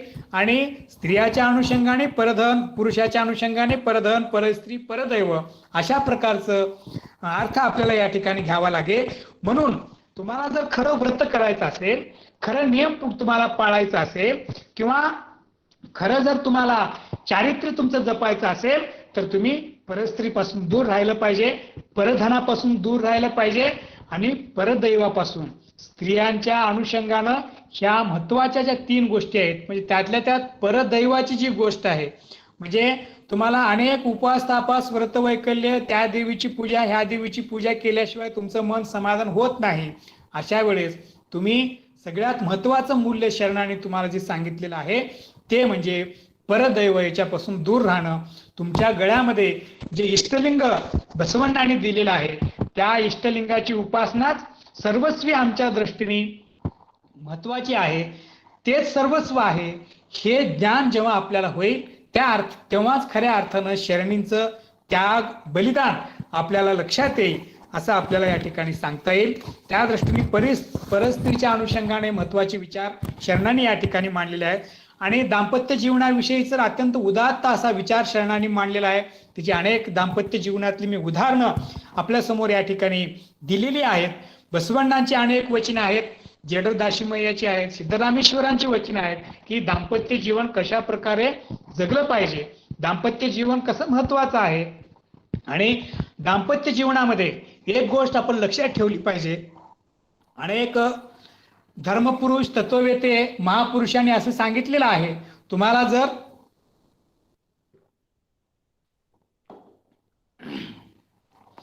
देवाचं दर्शन घ्यायचं असेल, सत्याचं दर्शन घ्यायचं असेल, आत्मसाक्षात्कार करून घ्यायचा असेल, तर तुम्ही घर सोडलं पाहिजे, बायको सोडली पाहिजे, सगळं सोडून जंगलामध्ये अरण्यामध्ये कुठंतरी जाऊन तपश्चर्या करा, नंतरच तुम्हाला त्या अमोघाच्या ईश्वराची प्राप्ती होईल. अशा प्रकारचे विचार या अनेक धर्मातल्या धर्ममार्तंडांनी, धर्मपुरोहितांनी, धर्मपंडितांनी मांडलेले आपण नित्य ऐकतो, वाचतो. परंतु मला वाटते की जगातला पहिला असा एकमेव धर्म आहे की जो ग्रस्ताश्रमामध्ये राहून, घरात राहून, बायको लेकरं मुलं यांच्यामध्ये राहून तुम्हाला देवाचं दर्शन, सत्याचं दर्शन, सत्याचा साक्षात्कार करून घेता येतो. हे प्रत्यक्ष कृतीतून जर तुम्हाला कोणी सांगितलं असेल तर ती बसवादी शरणांची परंपरा तुम्हाला सांगितलेली आहे आणि त्या परंपरेचे आम्ही वारसदार आहोत.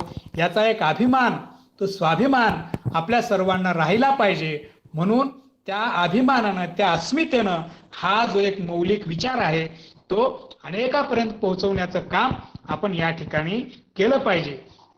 बघ, अनेक दाम्पत्य जीवनाच्या अनुषंगाने अनेक वचनं या ठिकाणी, एक वचन मी आपल्याला फक्त सांगतो आणि हा विषय आपण समारोपाकडे येऊया. मला वाटते वेळ पण होत चाललेला आहे. जेडर दासीमयाच एका वचनामध्ये सांगतात, सतीपतींनी मिळून केलेली भक्ती, सतीपतीಗಳ वंदाद भक्ती हितವಾಗಿ पुदू शिवंगे, अशा प्रकारचं वचन जेडर दासीमयाने सांगितलेलं आहे. म्हणजे फक्त पतीने केलेली भक्ती शिवाला प्रिय होत नाही, फक्त पुरुषांनी केलेली भक्ती शिवाला प्रिय होत नाही, तर दोघांनी मिळून, दाम्पत्याने मिळून केलेली जी भक्ती असेल ती खऱ्या अर्थानं शिवाला प्रिय होते. ते खरं दाम्पत्य जीवन, असं महत्वाचं मूल्य बसवादी शरणांनी या ठिकाणी सांगितलेलं आहे. त्याच्याही पुढचा आणखी एक महत्वाचा विचार मी आपल्याला सांगतो की शरणांनी आपल्याला सांगितलेलं आहे की संपूर्ण घराचं, कुटुंबाचं दैवत म्हणजे देव हा एकच असला पाहिजे. काही धर्माने स्त्री एका विचाराची, धर्माची, पुरुष एका विचाराचे राहिले तरी त्याला समर्थन दिलेलं आहे. परंतु शरणांनी म्हणजे कौटुंबिक स्वास्थ्य जर तुम्हाला टिकवून ठेवायचं असेल, कौटुंबिक सामरस्य, प्रेम जर आपल्या कुटुंबामध्ये टिकवून ठेवायचं असेल, तर संपूर्ण कुटुंबाची श्रद्धा, संपूर्ण कुटुंबाचं उपास्य दैवत, संपूर्ण कुटुंबाचा विश्वास कुठल्या तरी एका विचारावर, तत्वज्ञानावर राहिलं पाहिजे. त्या दृष्टीने बसवण्णांचं एक वचन आहे की बायको मारी मसनीची पूजा करते, नवरा एकाचा पूजा करतो, नवरा पादोदक प्रसाद घेतो, बायको पादोदक प्रसाद घेते, नवरा काहीतरी मांस हे भक्षण करतो. अशी भक्ती शरणांना मान्य नाही. तर संपूर्ण कुटुंब ह्या लिंगदेवाच्या उपासनेमध्ये, म्हणजे लिंगदेव म्हणजे शरणांनी जे काही ज्याला परशिव संबोधलेलं आहे, ಜಗದಗಲ ಮಿಗಿದಗಲ ಮಿಗೆಯಗಲ ನಿಮ್ಮಗಲ ಪಾತಾಳದಿಂದ ಅತ್ತತ್ತ ನಿಮ್ಮ ಶ್ರೀ ಚರಣ ಬ್ರಹ್ಮಾಂಡದಿಂದ ಅತ್ತತ್ತ ನಿಮ್ಮ ಶ್ರೀ ಮುಕುಟ ಅಗಮ್ಯ ಅಗೋಚರ ಅಪ್ರತಿಮ ಲಿಂಗವೇ ಕೂಡಲ संगम देवा ನೀವೆನ್ನ करस्थळಕ್ಕೆ ಬಂದು चुळकादिरಯ್ಯ.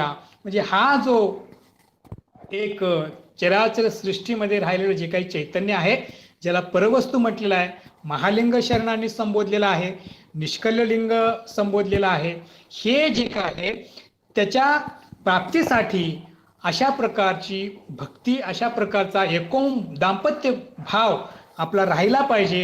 अशा प्रकारचं चिंतन या ठिकाणी शरणांनी दाम्पत्य जीवनाच्या अनुषंगाने आपल्याला केलेलं दिसून येते.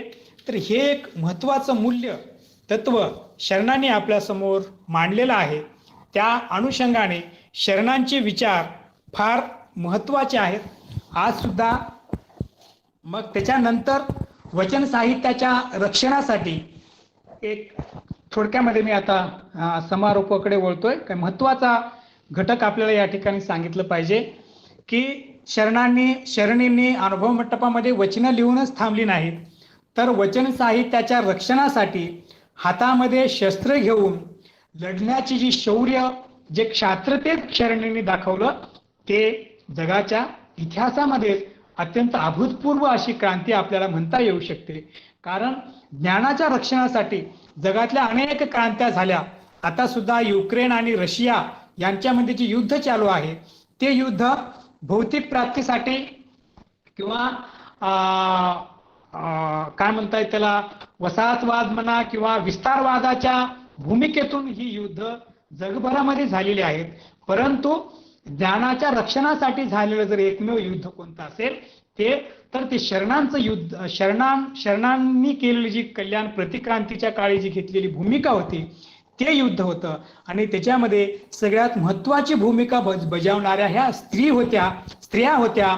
हे तुम्ही अत्यंत गांभीर्यानं लक्षात घेतलं पाहिजे. कारण अक्क नागम्मा बसवण्णा कुडल संगमाला गेले, अल्लमप्रभू कदळीवनाला गेले, अक्क महादेवी त्या ठिकाणी गेल्या, अनेक शरण वेगवेगळ्या विखुरले, परंतु अक्का नागम्माने हाती शस्त्र घेतलं आणि सांगितलं, चला मी समोर होते, सेनापती होते तुमची, आणि वचन साहित्याचे गठ्ठे पाठीशी बांधा. वचन साहित्याचं रक्षण करण्यासाठी आमचं प्राण गेलं तरी हरकत नाही, हे वचन साहित्य रक्षण केलं पाहिजे. म्हणून याच्यासाठी स्वतःचं प्राण पणाला लावण्याची जे काही शौर्य होतं, जी एक साहसी पराक्रमी धैर्याची जी वृत्ती होती, ती वृत्ती स्त्रियांनी दाखवली.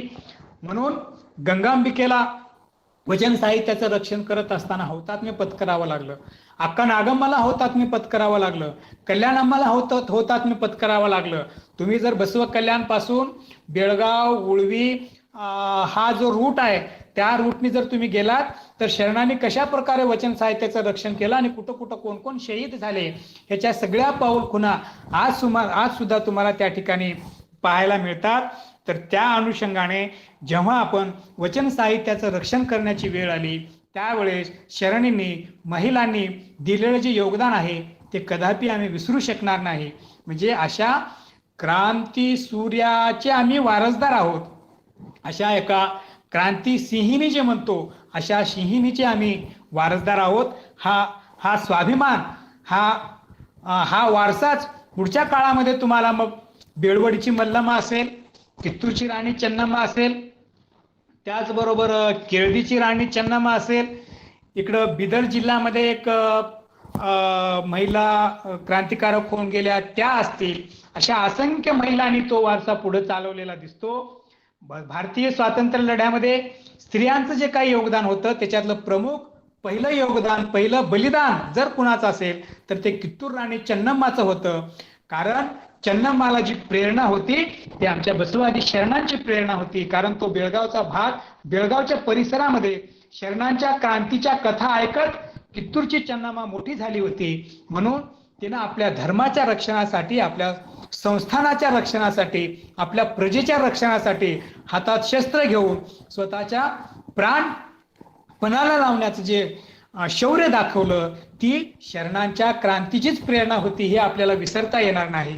बेळवडीची मल्लमाने पहिलं जे स्त्रियांचं सैन्य बांधलं, छत्रपती शिवाजी महाराजांच्या सैन्याशी तिनं 27 दिवस अत्यंत संघर्षाचा असा लढा ज्या बेळवडी मल्लम्माने दिला, तिचं शौर्य, केळदीच्या चन्नमाने छत्रपती शाहूंचे जे पुत्र होते राजाराम महाराज यांना औरंगजेबाचं शत्रुत्व पत्करून राजारामाला आश्रय देऊन जिंजीच्या किल्ल्यापर्यंत पोहोचवण्याचं जे धारिष्ट आमच्या एका लिंगायत राणीने दाखवलं, ती प्रेरणा कुठली होती तर ती आमच्या बसवादी शरणांच्या साहित्याची, शरणांच्या क्रांतीची प्रेरणा होती. हे आपल्याला विसरून चालता येणार नाही. त्याचबरोबर भारतीय स्वातंत्र्य लढ्यामध्ये अनेक महिलांनी, मग ती अनेक नावं तुम्हाला आपल्याला सांगता येतील. आपल्या वीरणगौडा पाटील यांच्या पत्नी नागम्मा ज्या हुबळी धारवाड या परिसरामध्ये येतात, त्यांनी सुद्धा गांधीजींच्या बरोबर अनेक स्वातंत्र्य चळवळीमध्ये त्यांनी सक्रियपणे भाग घेतलेला आपल्याला दिसून येतो.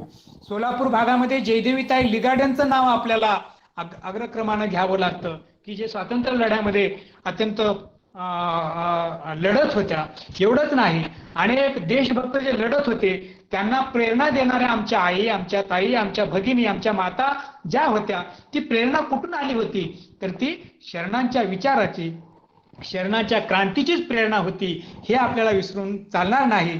म्हणून असा सगळा क्रांतीचा इतिहास आज वचन साहित्यातील स्त्री दर्शन किंवा जागतिक महिला दिनाच्या निमित्तानं आपल्या समोर या ठिकाणी मांडण्याचा प्रयत्न मी केलेला आहे. आज या देशामध्ये जे घडतंय, हिजाबचं चालत असलेलं प्रकरण असेल, मग त्याच्यानंतर अलीकडच्या काही वर्षामध्ये अय्यप्पा स्वामी मंदिर प्रवेशाचा जो वाद, सर्वोच्च न्यायालयानं निकाल दिल्यानंतर सुद्धा महिलांना अय्यप्पा स्वामींचं दर्शन घेता येणार नाही, अशी भूमिका काही सनातनवादी प्रतिगामी मनोवृत्तीच्या संघटनांनी लोकांनी घेतली होती.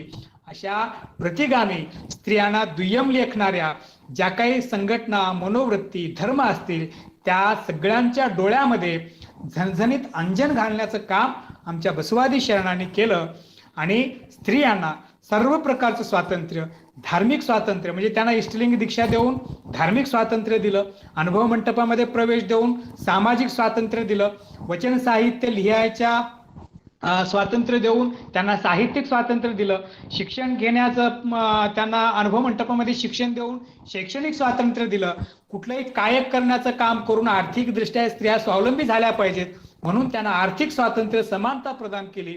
म्हणजे सर्वांगीण स्वातंत्र्य, सर्वांगीण प्रगती, सर्वांगीण विकास ज्याला म्हणतो स्त्रियांचा, तो जर आपल्याला घडून आणायचा असेल तर आपल्याला बसवादी शरणांचा मूळ विचार घेऊनच तो पुढे यावा लागेल.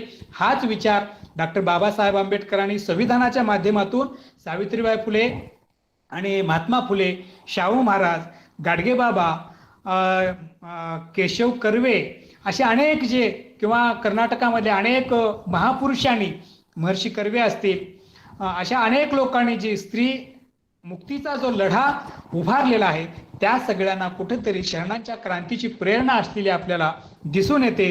ती क्रांतीची प्रेरणा आपण घेऊया आणि पुढच्या काळामध्ये आपल्या घरातली स्त्री म्हणजे माझी बहीण, माझी मुलगी, माझी बायको, माझी आई यांना घरामध्ये मुक्त स्वातंत्र्य, मुक्त समानता, एक मुक्त वातावरण पहिल्यांदा आपण आपल्या घरामध्ये निर्माण करूया, आपल्या कुटुंबामध्ये निर्माण करूया आणि तेच वातावरण आपल्या समाजामध्ये आणि आपल्या राष्ट्रामध्ये निर्माण करून स्त्री पुरुष समतेवर आधारलेले एक नवीन जग निर्माण करण्याचा संकल्प आजच्या या व्याख्यानमालाच्या अनुषंगाने आपण सर्वांनी करूया.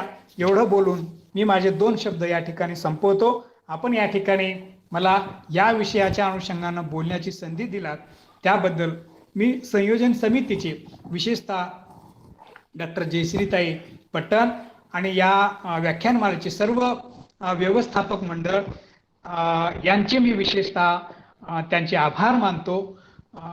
त्याचबरोबर मी बोलत असताना, कारण मी काही परिपूर्ण नाही, मोठा संशोधक, अभ्यासक, लेखक वगैरे असं काही नाही, मी एक सामान्य कार्यकर्ता आहे. बोलत असताना ज्या काही अपशब्द असतील, काही चुका असतील, झाल्या असतील तर त्या आपण सर्वांनी, माझ्यापेक्षा आपण सर्वजण मोठे आहात, वयाने, ज्ञानाने, अनुभवाने तुम्ही सगळे माझ्या आई वडिलांच्या समान आहात, त्या माझ्या चुका आपण उदार अंतकरणाने माफ कराल अशी एक सदिच्छा आपल्यासमोर व्यक्त करतो आणि थांबतो. सर्वांना शरणू शरणार्थी.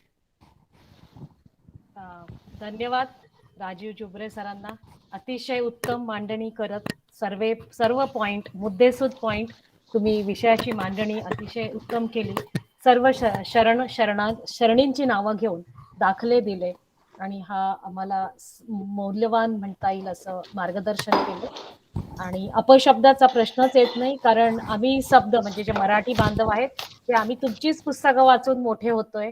त्यामुळे तुमचंच मार्गदर्शन आम्हाला लाभलं असं म्हणते मी. आणि आता कोणी डॉक्टर शशिकांत पट्टण जरा बाहेर गेलेत, त्यामुळे ते बोलणार नाहीयेत. कोणी सुजाता ताई, आपले 2 शब्द आपण बोलणार असाल? आपण आणि मॅडम कोणाचे काही प्रश्न असतील तर ते आपण विचारू शकताय. हो, जरूर. 3 जणांनी हात रेज केलेला आहे. रमेश मुलकवार सर. शरणू शरणार्थी. राजू जुबारे सर, फार खूप सुंदर व्याख्यान तुम्ही दिला आहात आणि सर्व स्त्रियांचं उल्लेख करून आणि सर्व वचनांचे कोट देऊन त्यांचं कार्य आणि स्त्री स्वातंत्र्य 12व्या शतकातील स्त्री स्वातंत्र्य कसं होते आणि स्त्रियांना मुक्त स्वातंत्र्य बसवण्णाने कसे दिले त्याबद्दल खूप माहिती आम्हाला दिले आणि खूप खूप धन्यवाद सर.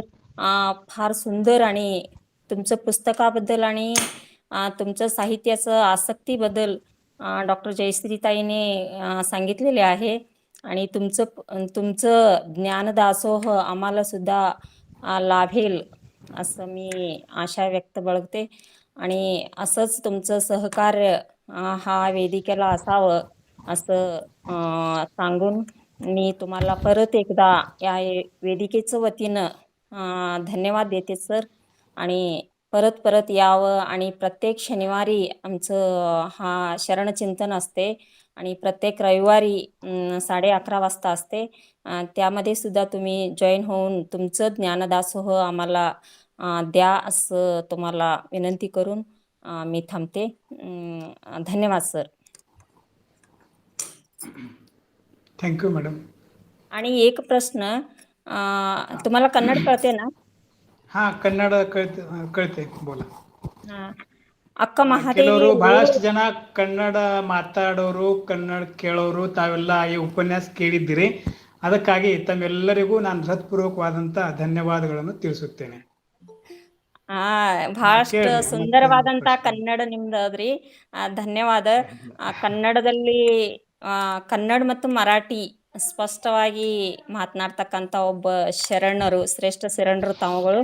ಆಮೇಲೆ ಅಕ್ಕಮಹಾದೇವಿಯವರು ಬೆತ್ತಲೆಯಾಗಿ ಬಂದ್ರು ಅಂತ ಹೇಳಿದ್ರಲ್ಲ, ಆದ್ರೆ ಅದು ಬೆತ್ತಲೆಯಾಗಿ ಅವರು ಬಂದಿಲ್ಲ ಅನ್ನೋದನ್ನ ಡಾಕ್ಟರ್ ಶಶಿಕಾಂತ್ ಪಟ್ಟಣ್ ಸರ್ ಅವರು ಬಹಳಷ್ಟು ಜನರು ಅದನ್ನ ಸಂಶೋಧನಾತ್ಮಕವಾಗಿ ಇದು ಮಾಡ್ಯಾರ. ಆದ್ರ ಸ್ತ್ರೀ ಒಬ್ಬ 18-19 ವರ್ಷನ ಒಬ್ಬ ಸ್ತ್ರೀ ಅವಾಗಿನ ಕಾಲಕ್ಕೆ ಬೆತ್ತಲೆಯಾಗಿ ಬರ್ಲಿಕ್ಕಿಲ್ಲ. ಅಂದ್ರೆ ಉಡುತಡಿ ಅಂದ್ರೆ ಏನಾದ್ರೂ ಬಿಸಾಕಿ ಒಗೆದಿರ್ತಕ್ಕಂಥ ಬಟ್ಟೆಯನ್ನ ಆಕಿ ಸುತ್ತಕೊಂಡು ತನ್ನ ಸೀರೆಯನ್ನ ಕೌಶಿಕ್ ಮಹಾರಾಜನಿಗೆ ತನ್ನ ಸೀರೆಯನ್ನ ಕೊಟ್ಟು ಅರೆಬರಿಯಾದಂಥ ಬಟ್ಟೆಗಳನ್ನ ತೊಟ್ಕೊಂಡು ಆಕಿ ಕಲ್ಯಾಣಕ್ಕೆ ಹೋದ್ಲು ಅಂತಕ್ಕಂಥ ವಿಷಯವನ್ನ ನಾನು ಬಹಳಷ್ಟು ಇದ್ರೊಳಗ ಕೇಳೀನ್ರಿ ಮತ್ತು ಓದಿನಿ. ಅದಕ್ಕೆ ಅಂದ್ರೆ ಬೆತ್ತಲೆ ಅಲ್ಲ ಅದು ಬಹುತೇಕ. ಉಳಿದಂತ ವಿಷಯಗಳನ್ನ ಎಲ್ಲ ವಿಷಯಗಳನ್ನ ಬಹಳಷ್ಟು ಅದ್ಭುತವಾಗಿ ತಾವು ಹೇಳಿದ್ರಿ. ಸ್ತ್ರೀಯರ್ ಎಷ್ಟು ಹೆಂಗ ತೊಟ್ಟಿಲು ತೂಗುವ ಜಗತ್ತನ್ನೇ ತೂಗ್ತದ ಅಂತ ಹೇಳಿ. ಅಂದ್ರೆ 900 ವರ್ಷಗಳ ಹಿಂದೆ ಇವತ್ತಿಗೂ ಸಹಿತ ಸ್ತ್ರೀಯರು ಅಷ್ಟೊಂದು ಮುಂದೆ ಬರ್ಲಾಕ್ ಹೆದರ್ತಾರ. ಆದ್ರ ಅಲ್ಲಿ ಎಷ್ಟೊಂದು ಅವರಿಗೆ ಸ್ತ್ರೀ ಸ್ವಾತಂತ್ರ್ಯವನ್ನ ಕೊಟ್ಟಿದ್ರು 12ನೇ ಶತಮಾನದೊಳಗ ಬಸವಾದಿ ಶರಣರು ಅಂತಕ್ಕಂಥದ್ದು ಬಹಳಷ್ಟು ನೀವು ಒತ್ತು ಕೊಟ್ಟು ಬಹಳಷ್ಟು ಉದಾಹರಣೆಗಳನ್ನ ಕೊಟ್ಟು ನೀವು ಹೇಳಿದ್ರಲ್ಲ. ಬಹಳಷ್ಟು ನಮ್ಮೆಲ್ಲರಿಗೆ ಅದು ಒಂದು ಪ್ರೋತ್ಸಾಹ ಆಯ್ತು ಅಂತ ಹೇಳಿ ನನಗನ್ನಿಸ್ತದ. ಇವತ್ತು 900 ವರ್ಷಗಳ ಆದ್ರೂ ಸಹಿತಕ್ಕ ನಾವು ಎಷ್ಟೋ ಡಿಗ್ರಿಗಳನ್ನ ಪಡ್ಕೊಂಡೇವಿ, ಎಷ್ಟು ಮುಂದೆ ಹೋಗಿದ್ದೀವಿ, ಎಲ್ಲದ್ರೊಳಗೆ ಸಹಭಾಗದೀವಿ. ಆದ್ರೂ ಹಿಂಜರಿತೀವಿ. ಯಾಕಂದ್ರ ನಮ್ಮಲ್ಲಿ ಅಷ್ಟೊಂದು ಸ್ವಾತಂತ್ರ್ಯ ಇನ್ನೂ ಕಡಿಮೆ ಬೀಳ್ತದೇನು ಆದ್ರೆ ಬಸವಾದಿ ಶರಣರು ಸ್ತ್ರೀಯರಿಗೆ ಎಷ್ಟೊಂದು ಉದಾತ್ತವಾದಂಥ ಒಂದು ಸ್ವಾತಂತ್ರ್ಯವನ್ನ ಅವತ್ತೇ ನೀಡಿದ್ರು. ಒಂದು ಉದಾಹರಣೆಯನ್ನ ಹೇಳಿದ್ರಿ ನೀವು, ಐದಕ್ಕಿ ಲಕ್ಕಮ್ಮಂದು ಅಂದ್ರ ಅನುಭವ ಮಂಟಪ ನಡ್ದಾಕ್ರನೆ. ಈಗ ಮೀಟಿಂಗ್ ಅದು ನಡ್ದಾಕ್ರ ಬಂದು ಗಂಡಗ ಬರೇ ಒಂದು ಫೋನ್ ಹಚ್ಚಿದ್ರನೆ ಬಂದು ಹೊಡಿದು ಮಾಡ್ತಿರ್ತಾರ. ಆದ್ರ ಅಂಥದ್ರೊಳಗ ಆಕಿ ಕೈ ಬಂದು ಎಬ್ಬಿಸಿ ಹೋಗು ಕಾಯಕಕ್ಕ ಅಂತ ಹೇಳಿ, ಕಾಯಕ ಪ್ರಜ್ಞೆ ಎಷ್ಟೊಂದು ಶ್ರೇಷ್ಠ. ಆಮೇಲೆ ಆ ಸ್ತ್ರೀಯಲ್ಲಿ ಇರ್ತಕ್ಕಂಥ ದಿಟ್ಟತನ ಅವನ್ನ ನೀವು ಬಹಳಷ್ಟು ಸುಂದರವಾಗಿ ಪ್ರತಿಯೊಂದನ್ನೆಲ್ಲ ಹೇಳಿದ್ರಿ ಸರ್. ಧನ್ಯವಾದಗಳು ತಮಗೆ. ಆಯ್ತು, ಓಕೆ. मुलकलवार सर त्यांना बोलायचंय, त्यांनी हात रेज केलाय, त्यांना मी विनंती करते. रमेश मुलकलवार सर, मुलकलवार सर बोला. अनम्यूट करा सर. हा हा आपलं आता राजीव जोबरेंचं जे एक स्त्री जीवनावरचं जे अप्रतिम असं मांडणी झालेली आहे व्याख्यानाची, ही अत्यंत प्रेरणादायक सर्वांसाठी, शरण आणि शरणी दोघांसाठी आहे. याचा सर्वांनी स्वागत करावं एवढंच या प्रसंगी मी सांगू इच्छितो. धन्यवाद. Thank you sir, thank you. शरणी नेलोगी त्यांनी पण हात रेज केलाय, तो चुकून झालाय का?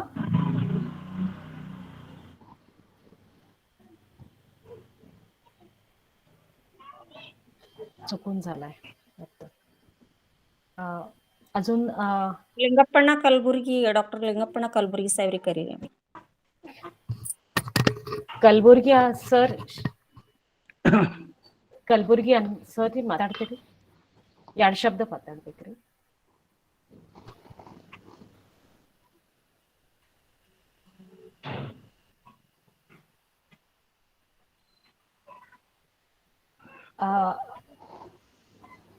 आपल्या बरोबर आज BR पोलीस पाटील सर पण आहेत. मी त्यांचं स्वागत करते. मागच्या वेळेला मी कन्नड मध्ये त्यांचं खूप छान असं लावणी पद असं ऐकलं होतं, अतिशय आवडलं मला ते. आपण आता आज आपण मार्गदर्शन करावं सर, मी विनंती करते. ನಮಸ್ಕಾರ ಜೋಬ್ರೆ ಅವರೇ. ಹಾ, ಶರಣಾರ್ಥಿ ಸರ್. ಶರಣಾರ್ಥಿ, ಬಹಳ ಸುಂದರವಾಗಿ ಮಾತಾಡಿದ್ರಿ. ನನಗೆ ಮರಾಠಿ ತಿಳಿತದೆ, ಆದ್ರೆ ಮರಾಠಿಯಲ್ಲಿ ಮಾತಾಡ್ಲಿಕ್ಕೆ ಬರೋದಿಲ್ಲ. ಇಲ್ಲಿ ಸೋದರಿ ಸುಜಾತ ಪಾಟೀಲ್ ಅವರು ಒಂದು ಅದೇ ಪ್ರಶ್ನೆ ಎತ್ತಿದ್ರು. ಮಹಾದೇವಿ ಅಕ್ಕ ಬೆತ್ತಲೆಯಾಗಿ ಬಂದಿಲ್ಲ ಅನ್ನುವಂತ ಮಾತು ಹೇಳ್ತಾರಲ್ಲ, ಶರಣರ ದೃಷ್ಟಿಯಲ್ಲಿ ಅದು ಕೇವಲ ತನು ಬೆತ್ತಲೆ ಅಲ್ಲ, ಮನ ಬೆತ್ತಲೆ. ಅವತ್ತಿನ ಸಾಮಾಜಿಕ ವ್ಯವಸ್ಥೆಯನ್ನೇ ಬೆಚ್ಚಗೊಳಿಸುವಂತ ಕ್ರಾಂತಿ ಅದು. ಅದಕ್ಕಾಗಿ ಅದನ್ನ ನಾವು ಲಿಟ್ರಲ್ ಆಗಿ ತಗೋಬೇಕಾದ ಅಗತ್ಯ ಇಲ್ಲ ಅಂತ ನನಗನ್ನಿಸ್ತದೆ.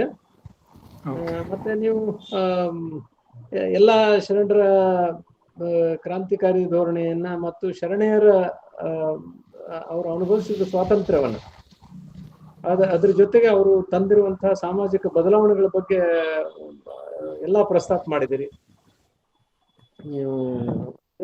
ಬೆಳವಡಿ ಮಲ್ಲಮ್ಮ ಅವರನ್ನ ಒಳಗೊಂಡಂಗೆ, ಮತ್ತೆ ಜ್ಯೋತಿಬಾ ಫುಲೆ ಅವರು ಹಿಡ್ಕೊಂಡು, ಆಮೇಲೆ ಎಲ್ಲರ ಬಗ್ಗೆ, ಮತ್ತೆ ಸಾವಿತ್ರಿಬಾಯಿ ಫುಲೆ ಅವರ ವಿಚಾರಗಳನ್ನು ಹೇಳಿದ್ರಿ. ಹಾಗಾಗಿ ಸಮಗ್ರವಾದಂತ ಒಂದು ಇಲ್ಲಿ ಒಳನೋಟ ಸಿಕ್ತು. ಶರಣೆಯರ ಕ್ರಾಂತಿಕಾರಿ ವಿಚಾರಗಳಿಗೆ ನೀವು ಧ್ವನಿಯಾಗಿದ್ದೀರಿ, ಬಹಳ ಸಂತೋಷ ಆಯ್ತು.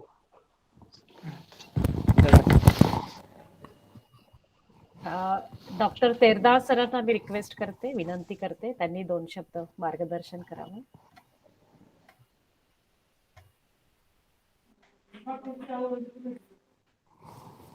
ತಿಗಡಿ ಅಪ್ಪಾಜಿಯವ್ರು, ಮಹೇಶ್ ತೆರದಾಳ್ ಸರ್ ಇಲ್ಲಿ ಕಾಣಿಸ್ತದ್ರಿ. ತಿಗಡಿ ಅಪ್ಪಾಜಿಯವ್ರು ಒಂದೆರಡು ಮಾತು ಹೇಳ್ರಿ ತಾವು ಮಾರ್ಗದರ್ಶನ. ಎಲ್ಲ ಶರಣೆಯರಿಗೆ ಶರಣಾರ್ಥಿ.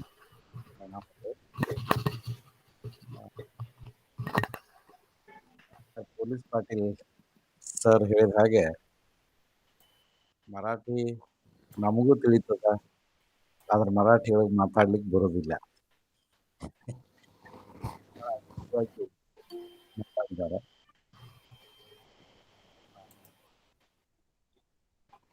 ಕನ್ನಡ ಶತಮಾನದ ಶರಣೆಯರನ್ನು ಕುರಿತು ತುಂಬಾ ವಿಸ್ತೃತವಾಗಿ ಫಲಿತವಾಗಿ ಮಾತಾಡಿದ್ದಾರೆ. ಅದಕ್ಕೆ ಕೇಳ್ತಾನೆ ಇರಬೇಕು ಅನ್ನಿಸ್ತು.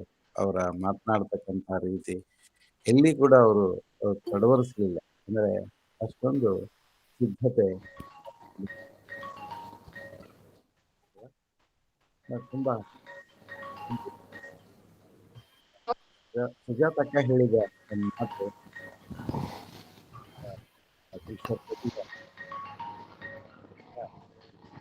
ವೈಯಕ್ತಿಕವಾಗಿ ಬೆತ್ತಲೆಯನ್ನು ನಾವು ಹರಿಹರನ ರಗಳೆಗಳಲ್ಲಿ ಪುರಾಣದಲ್ಲಿ ಪಾಲ್ಕುರಿಗೆ ಸೋಮನಾಥನಲ್ಲಿ ಎಲ್ಲ ಕಡೆಗೂ ಬಂದಿರೋದೇನು ಅಂದರೆ ಕೇಶಾಂಬರಿಯಾಗಿ ಹೊರಟಿಳು ಅಂತ ಬರ್ತದೆ. ಕೇಶಾಂಬರಿಯಾಗಿ ಹೊರಟಾಗವರು ಬಹಳ ಜನ ಇದ್ದಾರೆ, ನಮ್ಮ ಶರಣರು ಕೂಡ ಇದ್ದಾರೆ. ಅದನ್ನ ಕೇಶಾಂಬರಿಯಾದನ ಕೂದಲನ್ನೇ ತನ್ನ ಬಟ್ಟೆಯನ್ನಾಗಿ ಮಾಡಿಕೊಂಡು ಹೊರಟಳು ಅಂತಕ್ಕಂಥ ರೀತಿಯಲ್ಲಿ ಅರ್ಥೈಸ್ತಾ ಇದ್ದಾರೆ. ಕೇಶಿರಾಜ ಅಂತಕ್ಕಂಥ ಒಬ್ಬ ಶರಣನು ಕೂಡ ಆತನು ಕೂಡ ರಾಜ್ಯಸಭೆ ಕೇಶಾಂಬರಿಯಾಗಿ ಹೊರಟು ಬಿಡ್ತಾನೆ, ಎಲ್ಲವನ್ನು ತೆಗೆದು ಬಿಸಾಕ್ತಾನೆ ಅನ್ನೋದು ಕೂಡ ಬರ್ತದೆ, ಬಹಳ ಕಡೆ ಬರ್ತದ.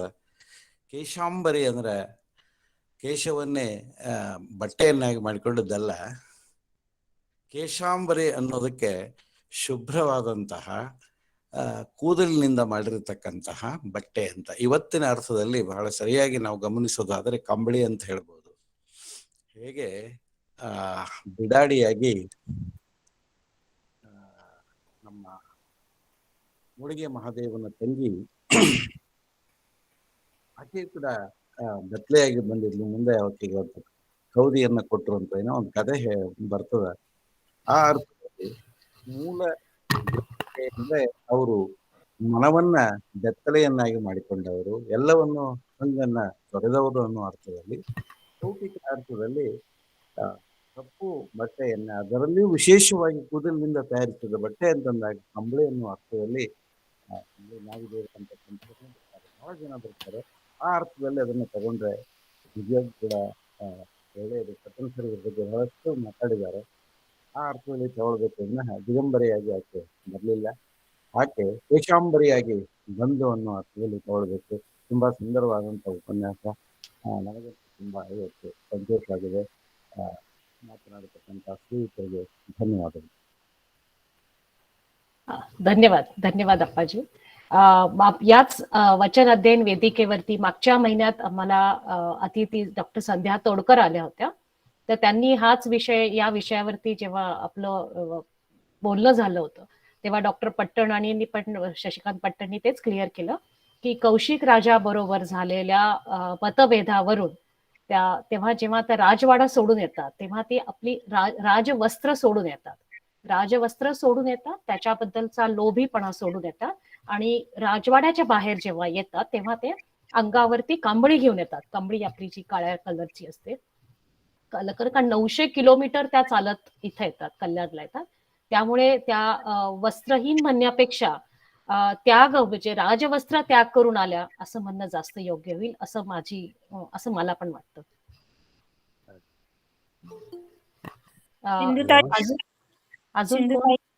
ಸಿಂಧುತಾಯಿ ಕಾಡಾದಿ.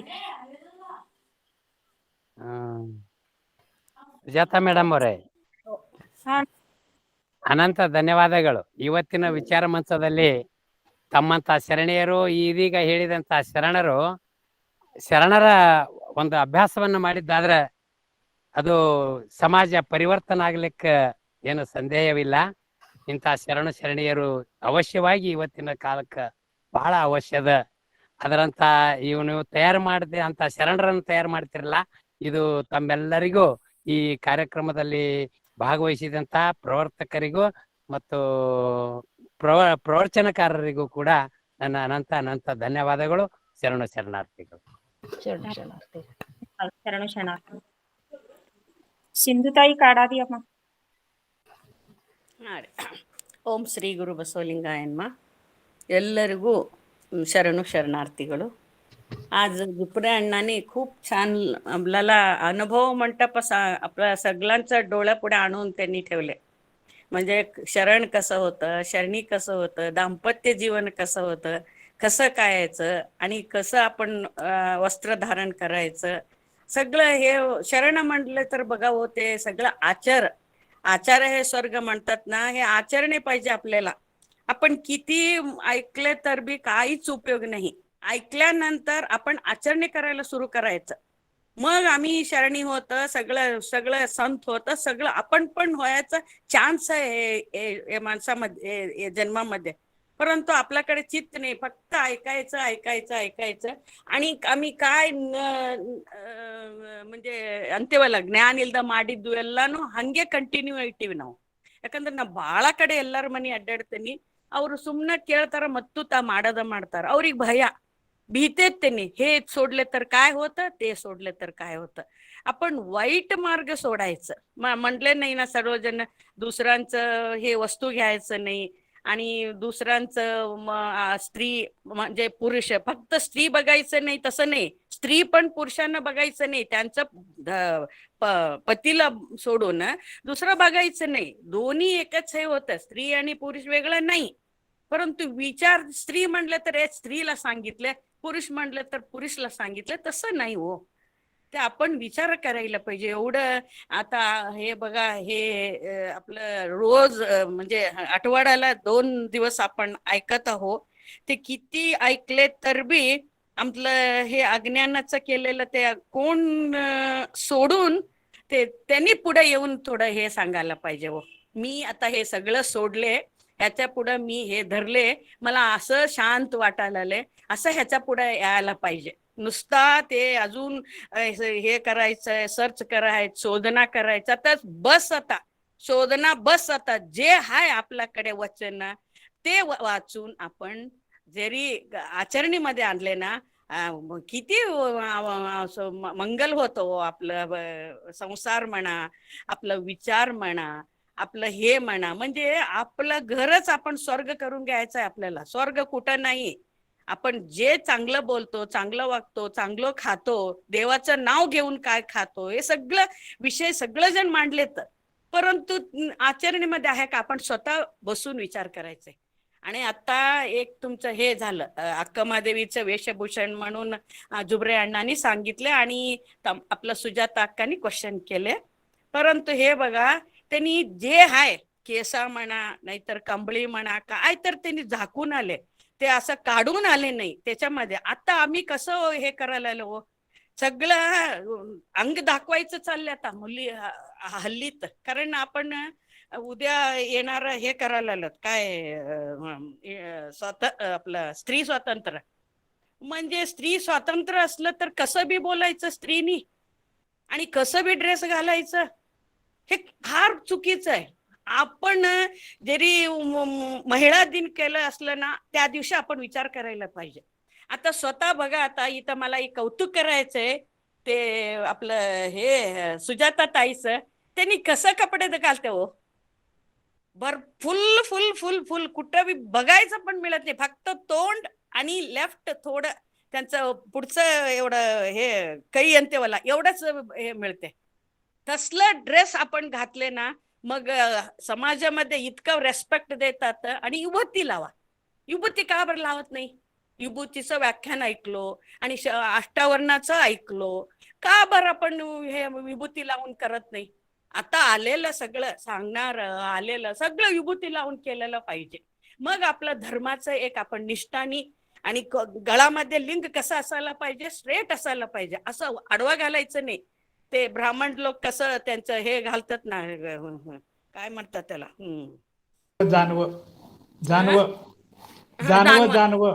जानवा, असं आपण कुठं हे घालता का हो लिंग? म्हणजे मी बघते की स्त्रियांचं ह्याच्यावर ब्लाऊज घातले तर त्याचं खाली लिंग आडवा दिसते हो. खूप मला कसं तर वाटते अप्पा, एवढ्या शरणांचं आपण ऐकतो, शरणांचं बोलतो करतो, परंतु आडवा का लिंग घालतो आपण? आणि आपण मंगळसूत्र कुठं तर आडवा घालता का हो? ते हे वेडे आहे क्या? आडवा घातली मंगळसूत्र चांगला नीट घाल म्हणत नाही का? मग आपण लिंग घातली तर का बरं वेड म्हणत नाही का? बघा, हे सगळं आपण सुधरून घ्यायला पाहिजे. आणि ताईनी थोडं बोला म्हटले तर असा खूप आहे, म्हणजे आचरणे करा प्लीज प्लीज दयविಟ್ಟು.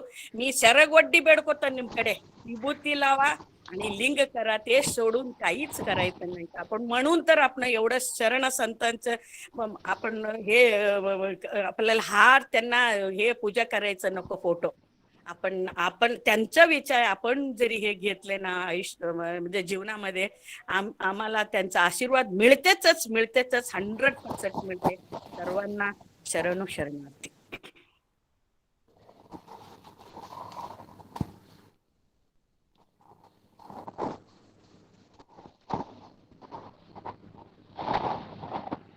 धन्यवाद. धन्यवाद. अजून कोणी बोलणार आहे? आवाज गेला का? ಇಲ್ಲ ಕೇಳಿಸ್ತಾ ಇದೆ ಮೇಡಮ್, ಕೇಳಿಸ್ತಾ ಇದೆ ना? आता आपण समारोहाला जाऊया. फक्त हेच आशा बाळगते की आता जुबरे सरांनी जे सांगितलं की युद्ध, जागतिक युद्ध, महायुद्धाच्या समारोप आपण जवळ आलो की काय अशी भीती वाटते की आताचं जग सगळं रक्तरंजित आणि दररोज आपण व्हिडिओ बघतो 2 राष्ट्रामध्ये. तर आपल्या बसवांनी सांगितल्याप्रमाणे जर कायक दासोह हा जर संग्रह न करण्याचा विरोध करतात, तर ते जरी तत्व पाळले तर आपण महायुद्ध आपण विरोध करू शकतो. महायुद्ध आपल्याला पुढे आयुष्यात येणार नाही, जिथं हिंसा येणार नाही. तर आजच्या जगामध्ये आता 21व्या शतकात सुद्धा ती तत्व किती तंतोतंत आपण पाळली पाहिजे आणि सर्व जगाने म्हणजे वैश्विक शांततेसाठी ती अत्यंत गरजेची आहेत.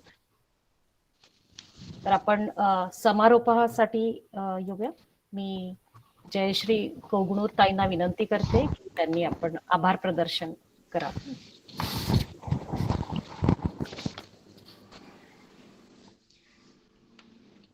शरणो शरणार्थी वचन अध्ययन बसव मंच मराठी व्याख्यानमाला पुष्प 9. आजचा विषय वचन साहित्यातील स्त्री दर्शन. आजचे व्याख्याते राजू जुबरे सर यांनी साहित्यातून आणि कृतीतून शरणांनी स्त्रीबद्दल त्यांचा दृष्टिकोन कसा मांडला याचे सुंदर विवेचन केले. जेव्हा बसवेश्वर महाराजांनी मंगळवेढा आणि कल्याणमध्ये अनुभव मंडप सुरू केले तेव्हा स्त्रियांना तिथे मुक्त प्रवेश होता. तिथे त्यांना सर्व प्रकारे स्वातंत्र्य दिले गेलं, जसे की त्यांचे पारमार्थिक उन्नती करायचं, साहित्यिक उन्नती करायचं, त्यांना वचन साहित्यासाठी प्रेरणा दिली गेली. आपण आता पाहतोच की पुरातन कालापासून स्त्रीला म्हणजे ती मोक्ष मार्गाचे द्वार बंद करते हा गैरसमज सगळ्यांनीच मनात बाळगला होता आणि त्यामुळे स्त्रियांचे येन केन प्रकारेण दमन मात्र तत्कालीन समाज करत असे. तो मात्र बसवेश्वर महाराजांनी नाकारला आणि स्त्रीला स्वातंत्र्य दिलं आणि स्त्रियांनी देखील तो स्वातंत्र्य स्वैराचारात बदलला नाही. त्यांनी त्याचा पुरेपूर उपभोग घेतला आणि त्याचं चांगल्या मार्गाने त्याचा प्रसार केला.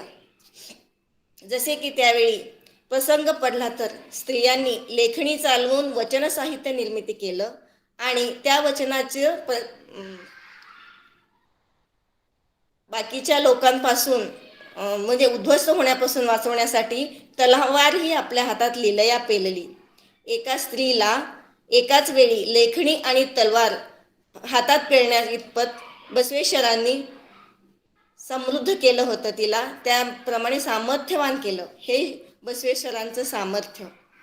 तसेच शरणांनीही स्त्रियांना दाम्पत्य जीवनात बरोबरीचे स्थान दिले होते. तसेच आत्म्याला लिंगभेद नाही आणि ज्ञानामध्ये पण भेद नाही, म्हणून ज्ञानाचा अधिकार स्त्रियांना देखील आहे हे त्यांनी वचनातून सांगितले.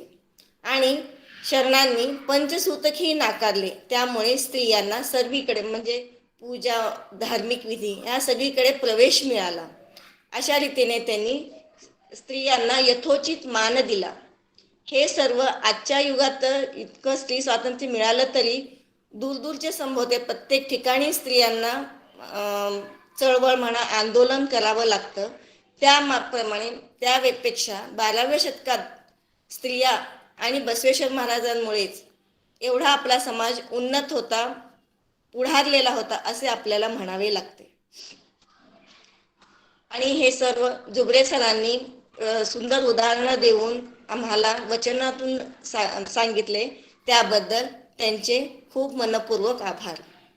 संयोजिका व प्रस्तावना डॉक्टर जयश्री पट्टण मॅडम यांनी सुंदर रीतीने सांगितले, त्याबद्दल त्यांचेही आभार. विद्या मगदुमताई यांनी अक्क महादेवींचे वचन सुंदर रीतीने गायले, त्यांचेही आभार. मार्गदर्शक डॉक्टर शशिकांत पट्टण सर यांनी आम्हाला याबद्दल मार्गदर्शन केले, याबद्दल त्यांचेही आभार. संघटिका सुजाताताई यांनी हा कार्यक्रम आयोजित केला, सर्वांना बोलण्यास प्रवृत्त करतात, त्यांचे मत विचारतात, मांडायला सांगतात, त्याबद्दल त्यांचेही आभार. आणि कार्यक्रम व्यवस्थापन कुमार राजण्णा आणि रुद्रमूर्ती सर यांचेही आभार. आणि श्रोत्यांचे आभार, ज्यांच्यामुळेच हा कार्यक्रम यशस्वी झाला. सर्वांना जुबरे सरांचे विचार ऐकायला मिळाले. शरणो शरणार्थी. कार्यक्रम संपला असे मी जाहीर करते. ಶರಣು ಶರಣಾರ್ಥಿ. ಈಗ ನಾ ಮಾತಾಡಬಹುದೇನ್ರಿ ಜಯಶ್ರೀ ಮೇಡಮ್ ಡಾಕ್ಟರ್? ನೀವು ಕೂಡ बोला बोला. ಸುಜಾತ ಅವ್ರ ಬಗ್ಗೆ ಸಗळं